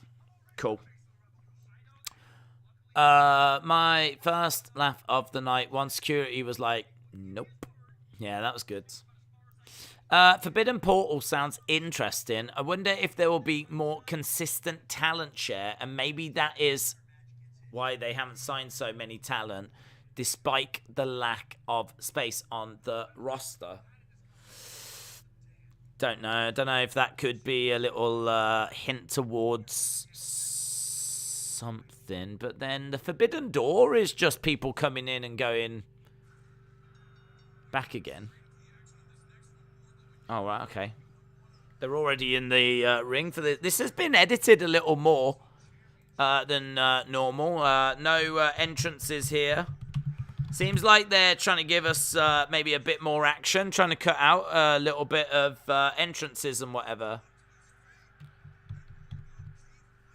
So, almost 25 minutes gone. We're into the second match. This is Wardlow against Komoroto. Collect the best wrestlers. Only available until Wednesday. Upper Deck Pack. Keith Lee. So, Wardlow against Komoroto. Forbidden Portal is going to be something supernatural. Cesaro and Miro would make a dominant tag team in AEW if booked properly, says Cliff. True Killer says, do you think Raw would ever go back to the 2 hours that we need it to be? Only if the TV company says they don't want it to be 3 anymore. Or it's just not working for them. WWE won't do it for creative reasons. WWE is a money-making machine. I mean, don't forget we had to watch a Toyota commercial. And we had to watch Mattel ATV vehicle get used in a match because they're selling it as a toy. I mean, it's just all about money, so no would be the answer. Not unless USA turn around and say the 3 hour Raw is just not working and they've got to go to 2. Wardlow not looking as good here. Definitely in a struggle. Front face lock applied here by Komoroto. Wyndham is definitely coming through the Forbidden Portal. It is official now. Wyndham is coming, says David. Haaland is going to kill Jacket Time. Oh, what, on that NXT level up? There is so much hair on Komoroto. There isn't there? He's basically Berserker.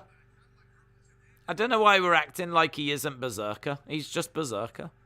He needs to be going, huss, huss, huss, huss. I'm surprised Vince hasn't gone in for him. And made him Berserker 2.0.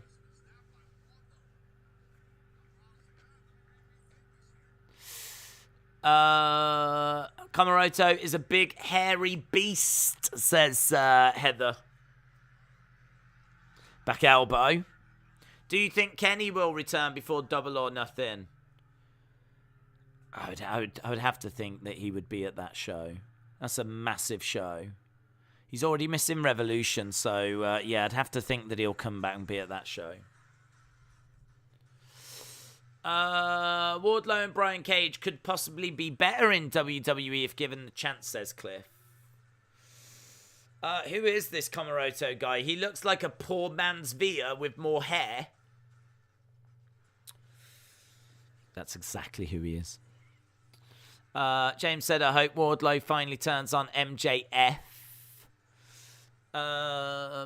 Do you think Kenny will return? Oh, we answered that one. Right, we are just at commercial break at the moment.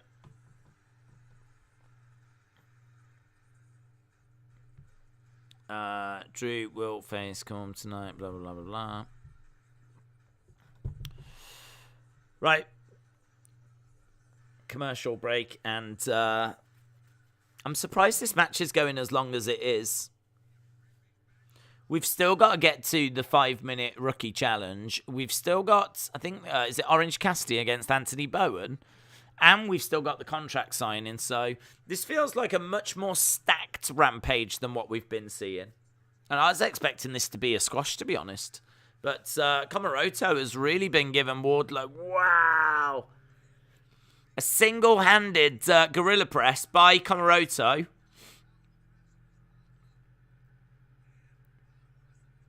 That was good. I mean, I do appreciate that they're not just burying this promising up-and-coming talent. Reversal by Komoroto. Wardlow on his feet, picks up Komoroto. Powerbomb!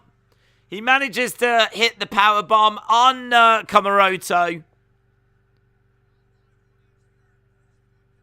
Wardlow. This dude is making Wardlow sweat.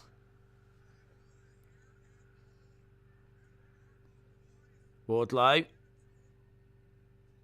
Looking to do another powerbomb, and he gets it. Second powerbomb to Komoroto.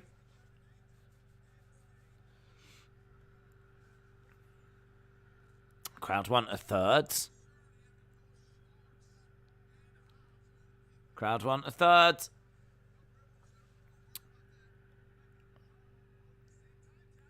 I didn't see what that said. Picking him up, slamming him down again, and that should... No. I was going to say that'll do it, but he's going for a fourth. Ah! Stands on in 1, 2, 3. Wardlow wins with 4 power bombs. Sean Spears jumps in.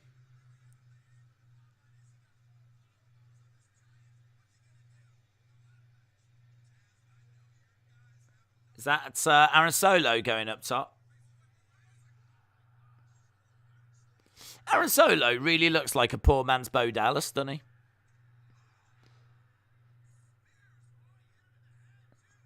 Wardlow had Solo up. He was about to powerbomb him, and Spears just smacked Solo with the chair.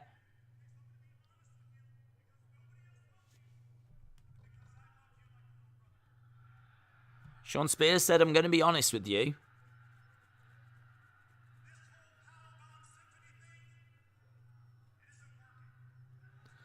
This powerbomb symphony thing isn't working.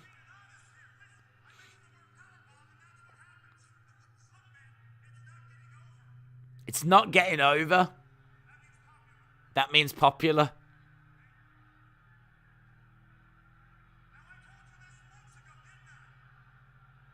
I told you this months ago. What does it matter if it's getting over his winning matches?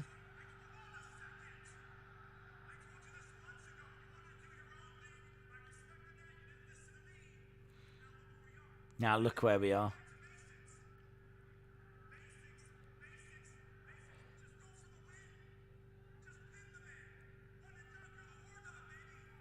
Just go one and done. Just pin the man.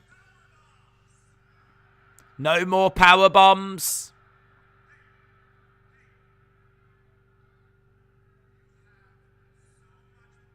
You have so much potential.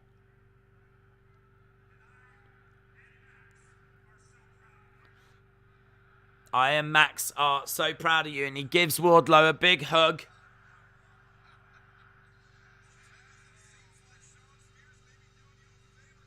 There we go.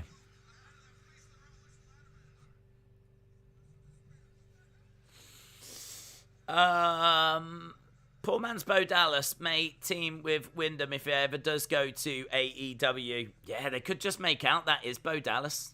Just we could all pretend that is Bo Dallas and that is his brother. Just do that. Looks the same. 3 epic shows. Dynamite on May 25th. Rampage on May 27th. And then Double or Nothing at T-Mobile Arena. Sunday, May 29th.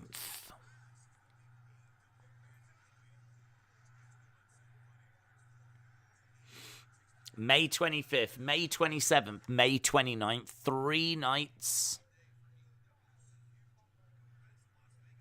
I've got Charlie Caruso on screen right now. Talking about UFC. Right, we have got Serena Deeb. Who are you? Kayla Sparks. Serena Deeb. I love her robe, man. Her robe is so pro wrestling.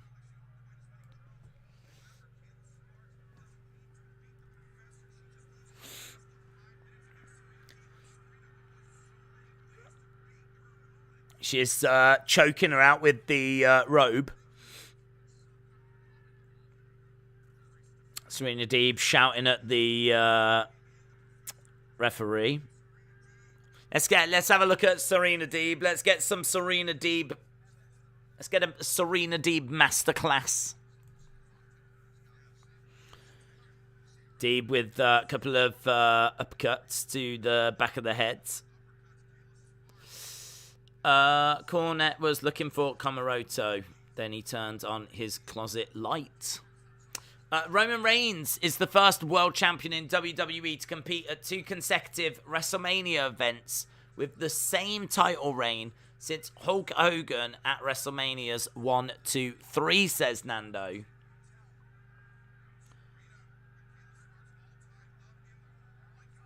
Serena Deeb in the corner. It's a lovely little stretch that she's got here.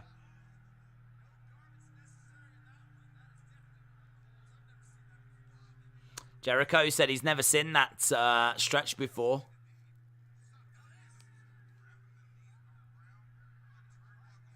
And now she is pulling on the neck now. She's managed to get this girl tied up in the corner. And she's causing her all kinds of problems.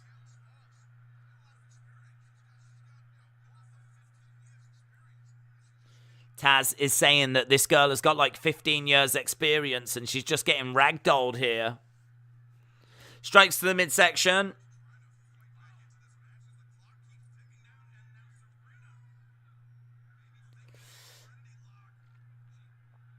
Two minutes 50. Goes back and the girl screams in pain. 2 minutes 41.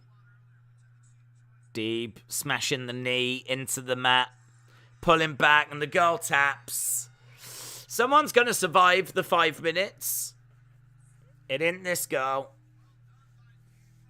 Deeb wins in 2 minutes 20 and she could have ended that a lot sooner. Britt and Rose are next. Britt and Rose are next. Contract sign in. Right. Britt and Thunder. Speaking of Hogan Andre, did you know there was an alternative plan to have Andre beat Hogan? Andre had creative control, says channel name. Brian said 96 Shawn Michaels with all his politics and general shenanigans versus Daniel Bryan, road to Mania 30. Take away all of Michaels' backstage BS. Who do you think the company would have gone with? I think Vince loves Shawn. I think Vince always loved Shawn. So I don't know if Vince loved Daniel Bryan the way that he loved Shawn. So I think that it's hard to kind of separate Michaels from the backstage politics because that was a massive part of what he was doing back then. But I think genuinely Vince had a real soft spot for Shawn, so I think he would put Shawn over. The girl that Los Lotharios kissed tonight is Kayla Sparks, a professional wrestler who has appeared on Dark and Right Now.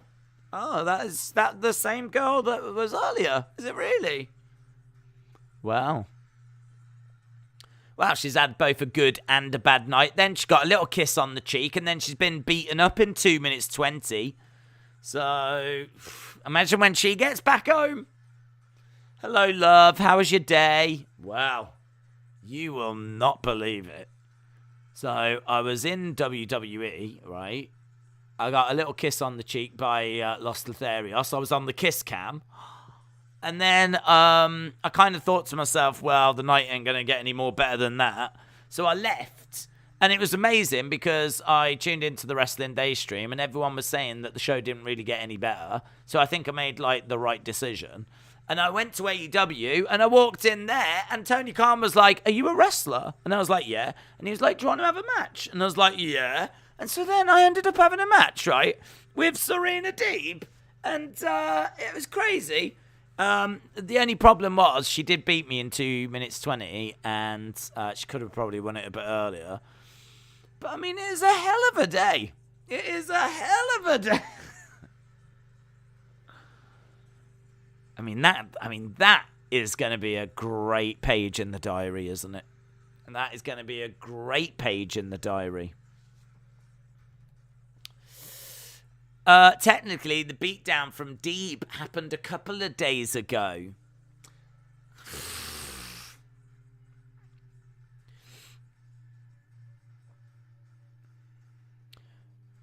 God, this is a long commercial break. We saw the match, except it was Bret Hart. Deeb is quite good, says Cliff. She feels like a veteran the AEW women need right now to be a leader and show the Green Girls how to... What, the Green Girls? The Green Girls, that could be the new faction. Serena Deeb versus the Green Girls.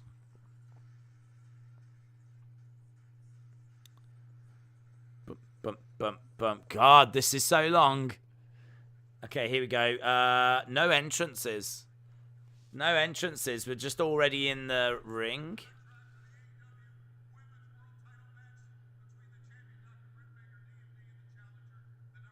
Must be a new thing. They're trying to get more onto the show.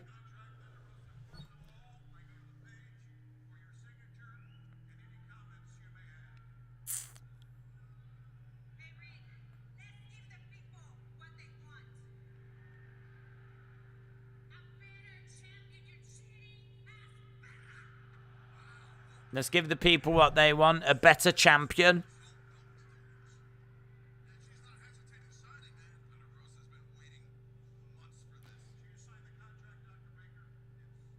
Thunder Rosa signed the contract.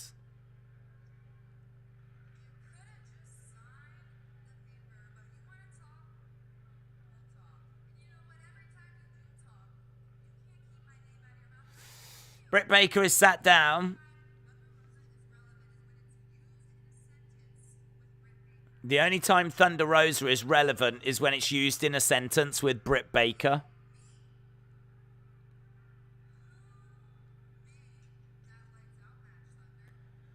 Who made that lights out match?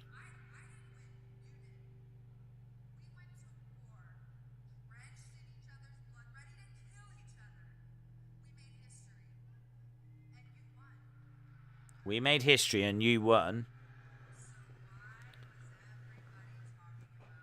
So why was everyone talking about me?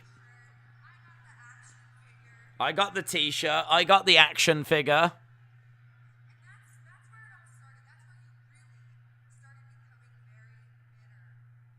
And that's when you started becoming bitter. This is a really good promo from Britt.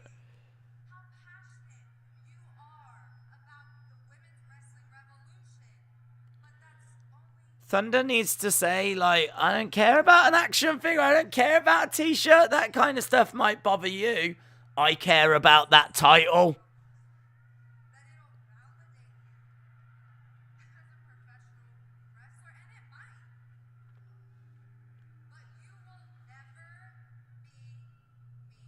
You will never be me.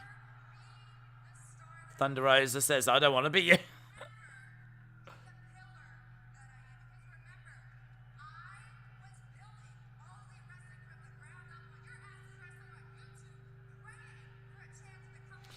I was building AEW from the ground up whilst you was wrestling on YouTube.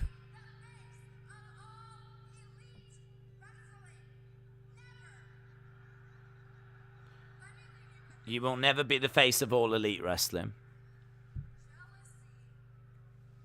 I wish this segment, it was with entrances and longer, to be honest.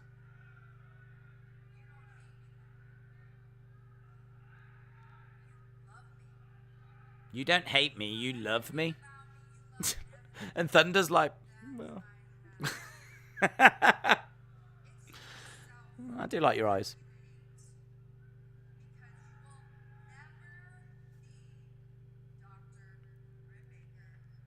D.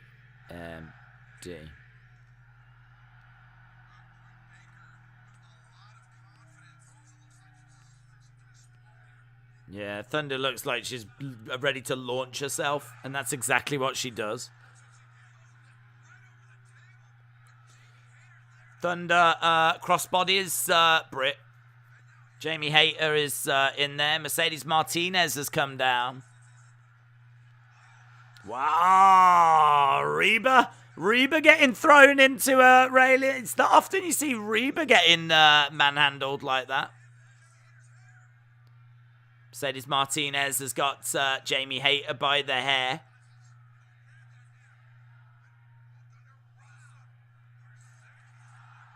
Jamie gets planted through the table.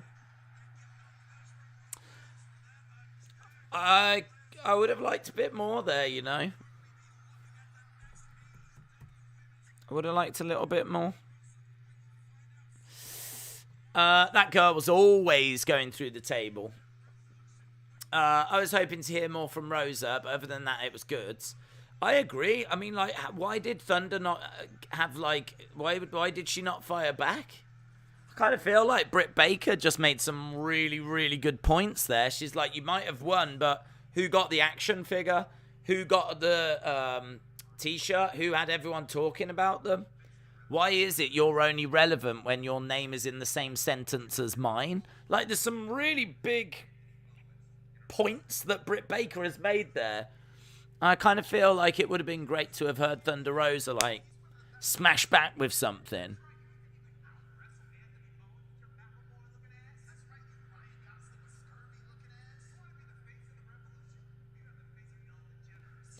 Right, we're going to our main event. We've got 15 minutes to go.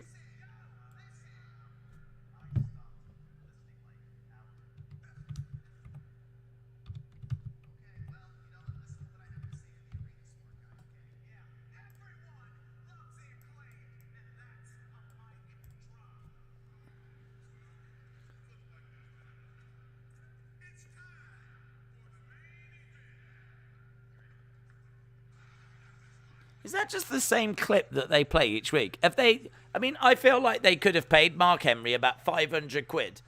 Something along those lines. Listen, we need you to do this clip. Just say this. Well, looks like there's been enough talking. It's time for the main event. Like, just get him to do that. And then just play that same clip each week. Outside of that, I seriously don't know what else he does. They're just running down the Revolution cards. Awesome promo by Britt. Tony Khan's huge announcement is another Forbidden Door. Great promo from Britt. If that promo goes down well online, I hope Tony puts it as the main event if he hasn't already, says Daniel. Right, here comes Orange Cassidy. Overbooked show kind of spoilt that segment from being fire. Entrances were edited out for Wardlow and Deeb matches in that segment for time. Yeah, I would say this is probably a match too long in it. I mean, I like the fact they're trying something, though. I'll give them credit for that. I'll give Tony credit for looking at Rampage and going, right, we need a bit more on this show. Maybe if we can get some more on, or maybe that will help things, but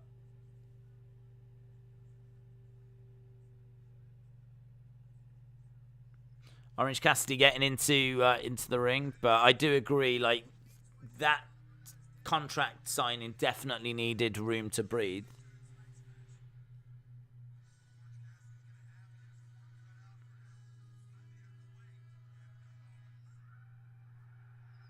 Right here, yo, now listen.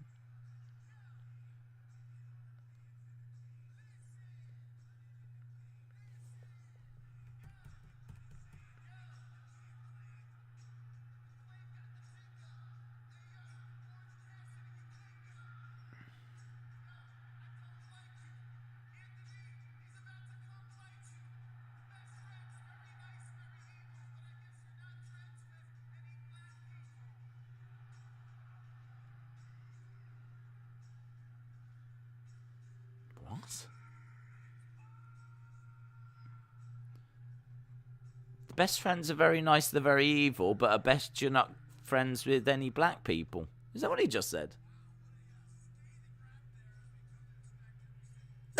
Jericho's like, wow, what a scathing rap.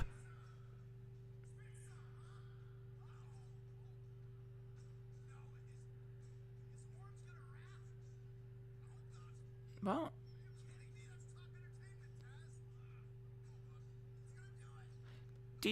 Do you think there was maybe something else in there that got took out?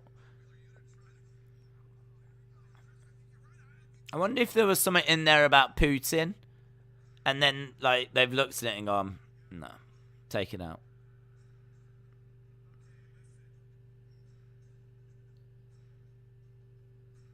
Orange Cassidy says, yo, listen.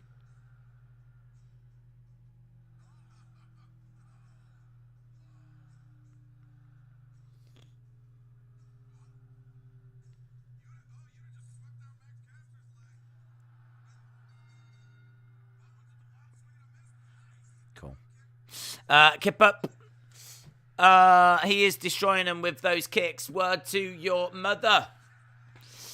How far could Orange go with this gimmick? It's been tired for a while. Yo, now listen.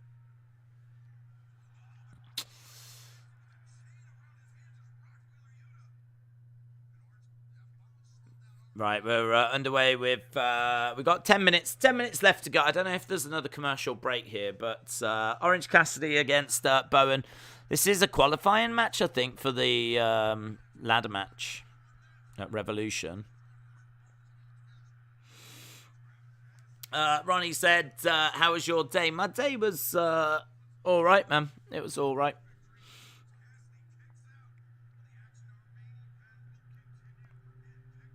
Picture in picture. Coach Co said, haven't spoke to my wife in years. I didn't want to interrupt her. Nice. That rap was edited. He didn't say that at the taping. He said a line that was edited because it would have gone down terrible. He did mention Putin. Is this true? Is this true? Because I have promised you I've not heard this. But it really feels like he's gone out there and something's been taken out and he's had to just come up with something like moments before, because that rap was rubbish. and nowhere near their usual standards. Normally, like, the raps are really good. So that was like, huh? So it feels like something's been taken out. And the big news right now is Ukraine, isn't it? So, interesting. This is still better than Logan Paul, says Erasure Minds. There will be another picture-in-picture because there always is. This match is sloppy mess, says Brent. Brent, hope you're well, bud. Shout out to you. Word to your mother, says Jonathan. Down goes OC, kick out. So, Orange Cassidy is down. There's a guy in the front row that's got face paint on like Danhausen. Cassidy thrown out the ring. I actually think this has been alright. Like, the first match, the Andrade match, I thought was alright. Wardlow, Komoroto. It's kind of nice to see them giving Komoroto a little bit of respect. I like Serena Deeb. I thought the contract signing was good. Some good stuff in there from Britt. I'm sure this match is going to be fine. So we've only got 8 minutes to go, so I still think this has been alright.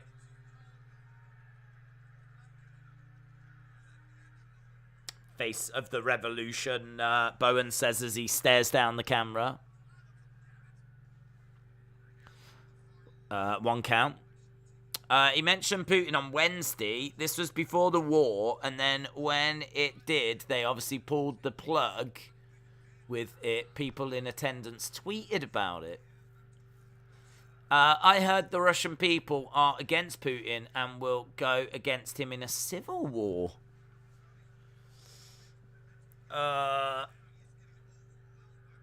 TK, big announcement. AEW Awards. Letterman said, yeah, it's been solid. Didn't seem to get out multiple people who were intended to tweet about what he said. So, then how did they hear it? Because that didn't seem to be edited. We just saw him walk down and say, unless did they have to refilm? No, they didn't do that, surely. I mean, we've just seen them walk out and do the rap. And it didn't seem... It's not like he started saying something at the stop and then all of a sudden he's down by the ring. Like, we just watched him walk down the ramp, so... I don't... How did the crowd hear about it? I'm a bit confused by that. We saw him walk out and do the rap. Like, he walked down the ramp. He got to the edge of the ring. I can't see where he would have said something that was then taken out. So, I'm a bit confused by that. It definitely felt like what he said was well below standard.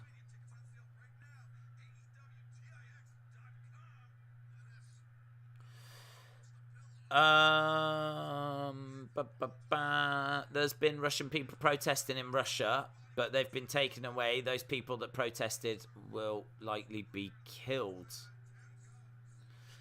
Come on, Bowens, beat the AEW mascot, says Lone Star Friends. OC has been on fire with unique humour, not his usual stale shtick, says David. Days, yes, there are a lot of civilized Russians compared to the few brainwashed pro-communists.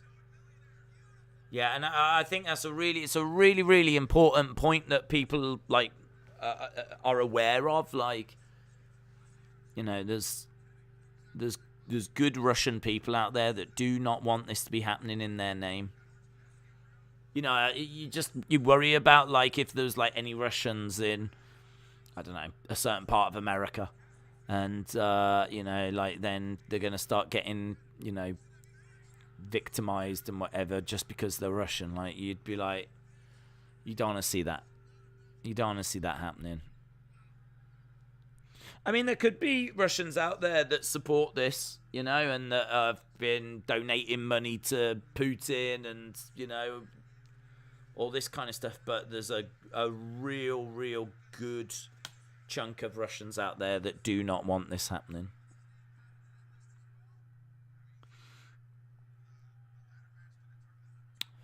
There's a video on Twitter of the Max Caster Putin line. It's a completely different rap, so it must have been changed.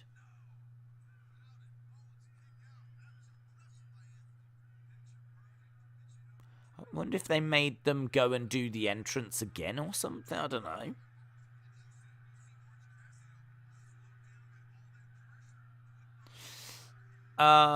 Have you heard Vince might be... Harley? What do you think will be next for Britt if she loses to Thunder Rosa at Revolution? What do you think will be next for Britt if she loses to Thunder at Revolution? Dunno. Rematch? Maybe a feud with Mercedes Martinez?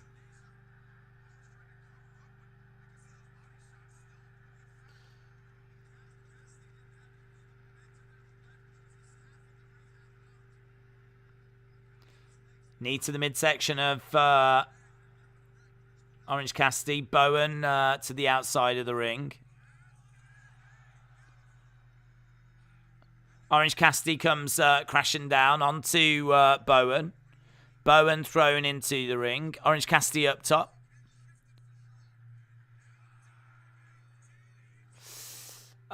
Days, I am watching Rampage. 1, 2, kick out. Cassidy is trying. Starsky said, I was there Wednesday, and Max said, fight in the Acclaimed. You've got to be stupid. These guys as popular as Vladimir Putin. Okay. I wonder how they edited that out then. It feels like the obvious thing that they would do, to be honest. It feels like, you know, their raps are always kind of on the edge. 1, 2, kick out. Just heard the original rap from Caster on Twitter. He does rap about Putin, says J14. They just keep pushing Orange.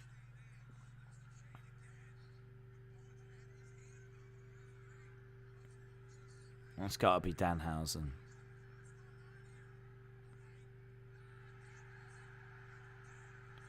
Danhausen.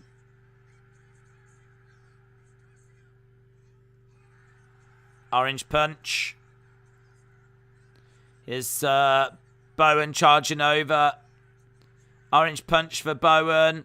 1, 2, 3. Boom. Done. Orange Cassidy has won.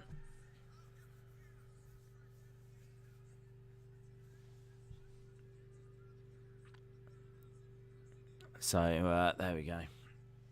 OC wins. The Acclaimed compared Orange to Putin in terms of popularity.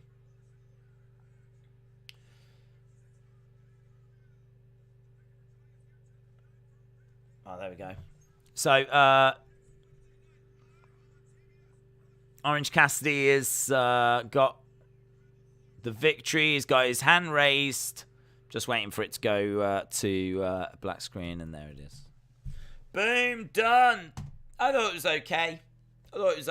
I thought there was some stuff in there that was a bit off. I don't really understand the Matt Hardy foot on the rope thing, but that might be a story that we actually get to a bit, like, you know, further down the road. Maybe they'll use that as part of something. I would have liked a bit longer on the contract signing. I would have liked to have heard a response from Thunder Rosa. The rap was a bit flat, but I mean, it seems like we potentially know why now. Hook moment was all right. Komoroto was got a nice little chance to shine. All in all, I thought this show was pretty good, actually. I mean, it was fine. It didn't blow me away. I didn't blow my mind, but it was an enjoyable hour. So, yeah, I didn't mind it at all. So, probably be about a 7 or so for me. Probably about a 7. Yeah, it might have been, like, the best show I saw this week, to be honest. There was some decent stuff in there. It was all right. Right, we are done. We're back tomorrow. We've got 2 football games tomorrow. We're doing Manchester United Watford. We're doing Everton against Man City. And we've also got UFC on the night. So plenty coming up tomorrow. So appreciate the support. And as we said, we're back tomorrow. We have got a couple of games on Sunday as well. We've got the Carabao Cup final on Sunday also, and then obviously we've got Raw on Monday as well. So busy weekend coming up. Appreciate the support, and hopefully I will see you around and see you again next time. Bye for now.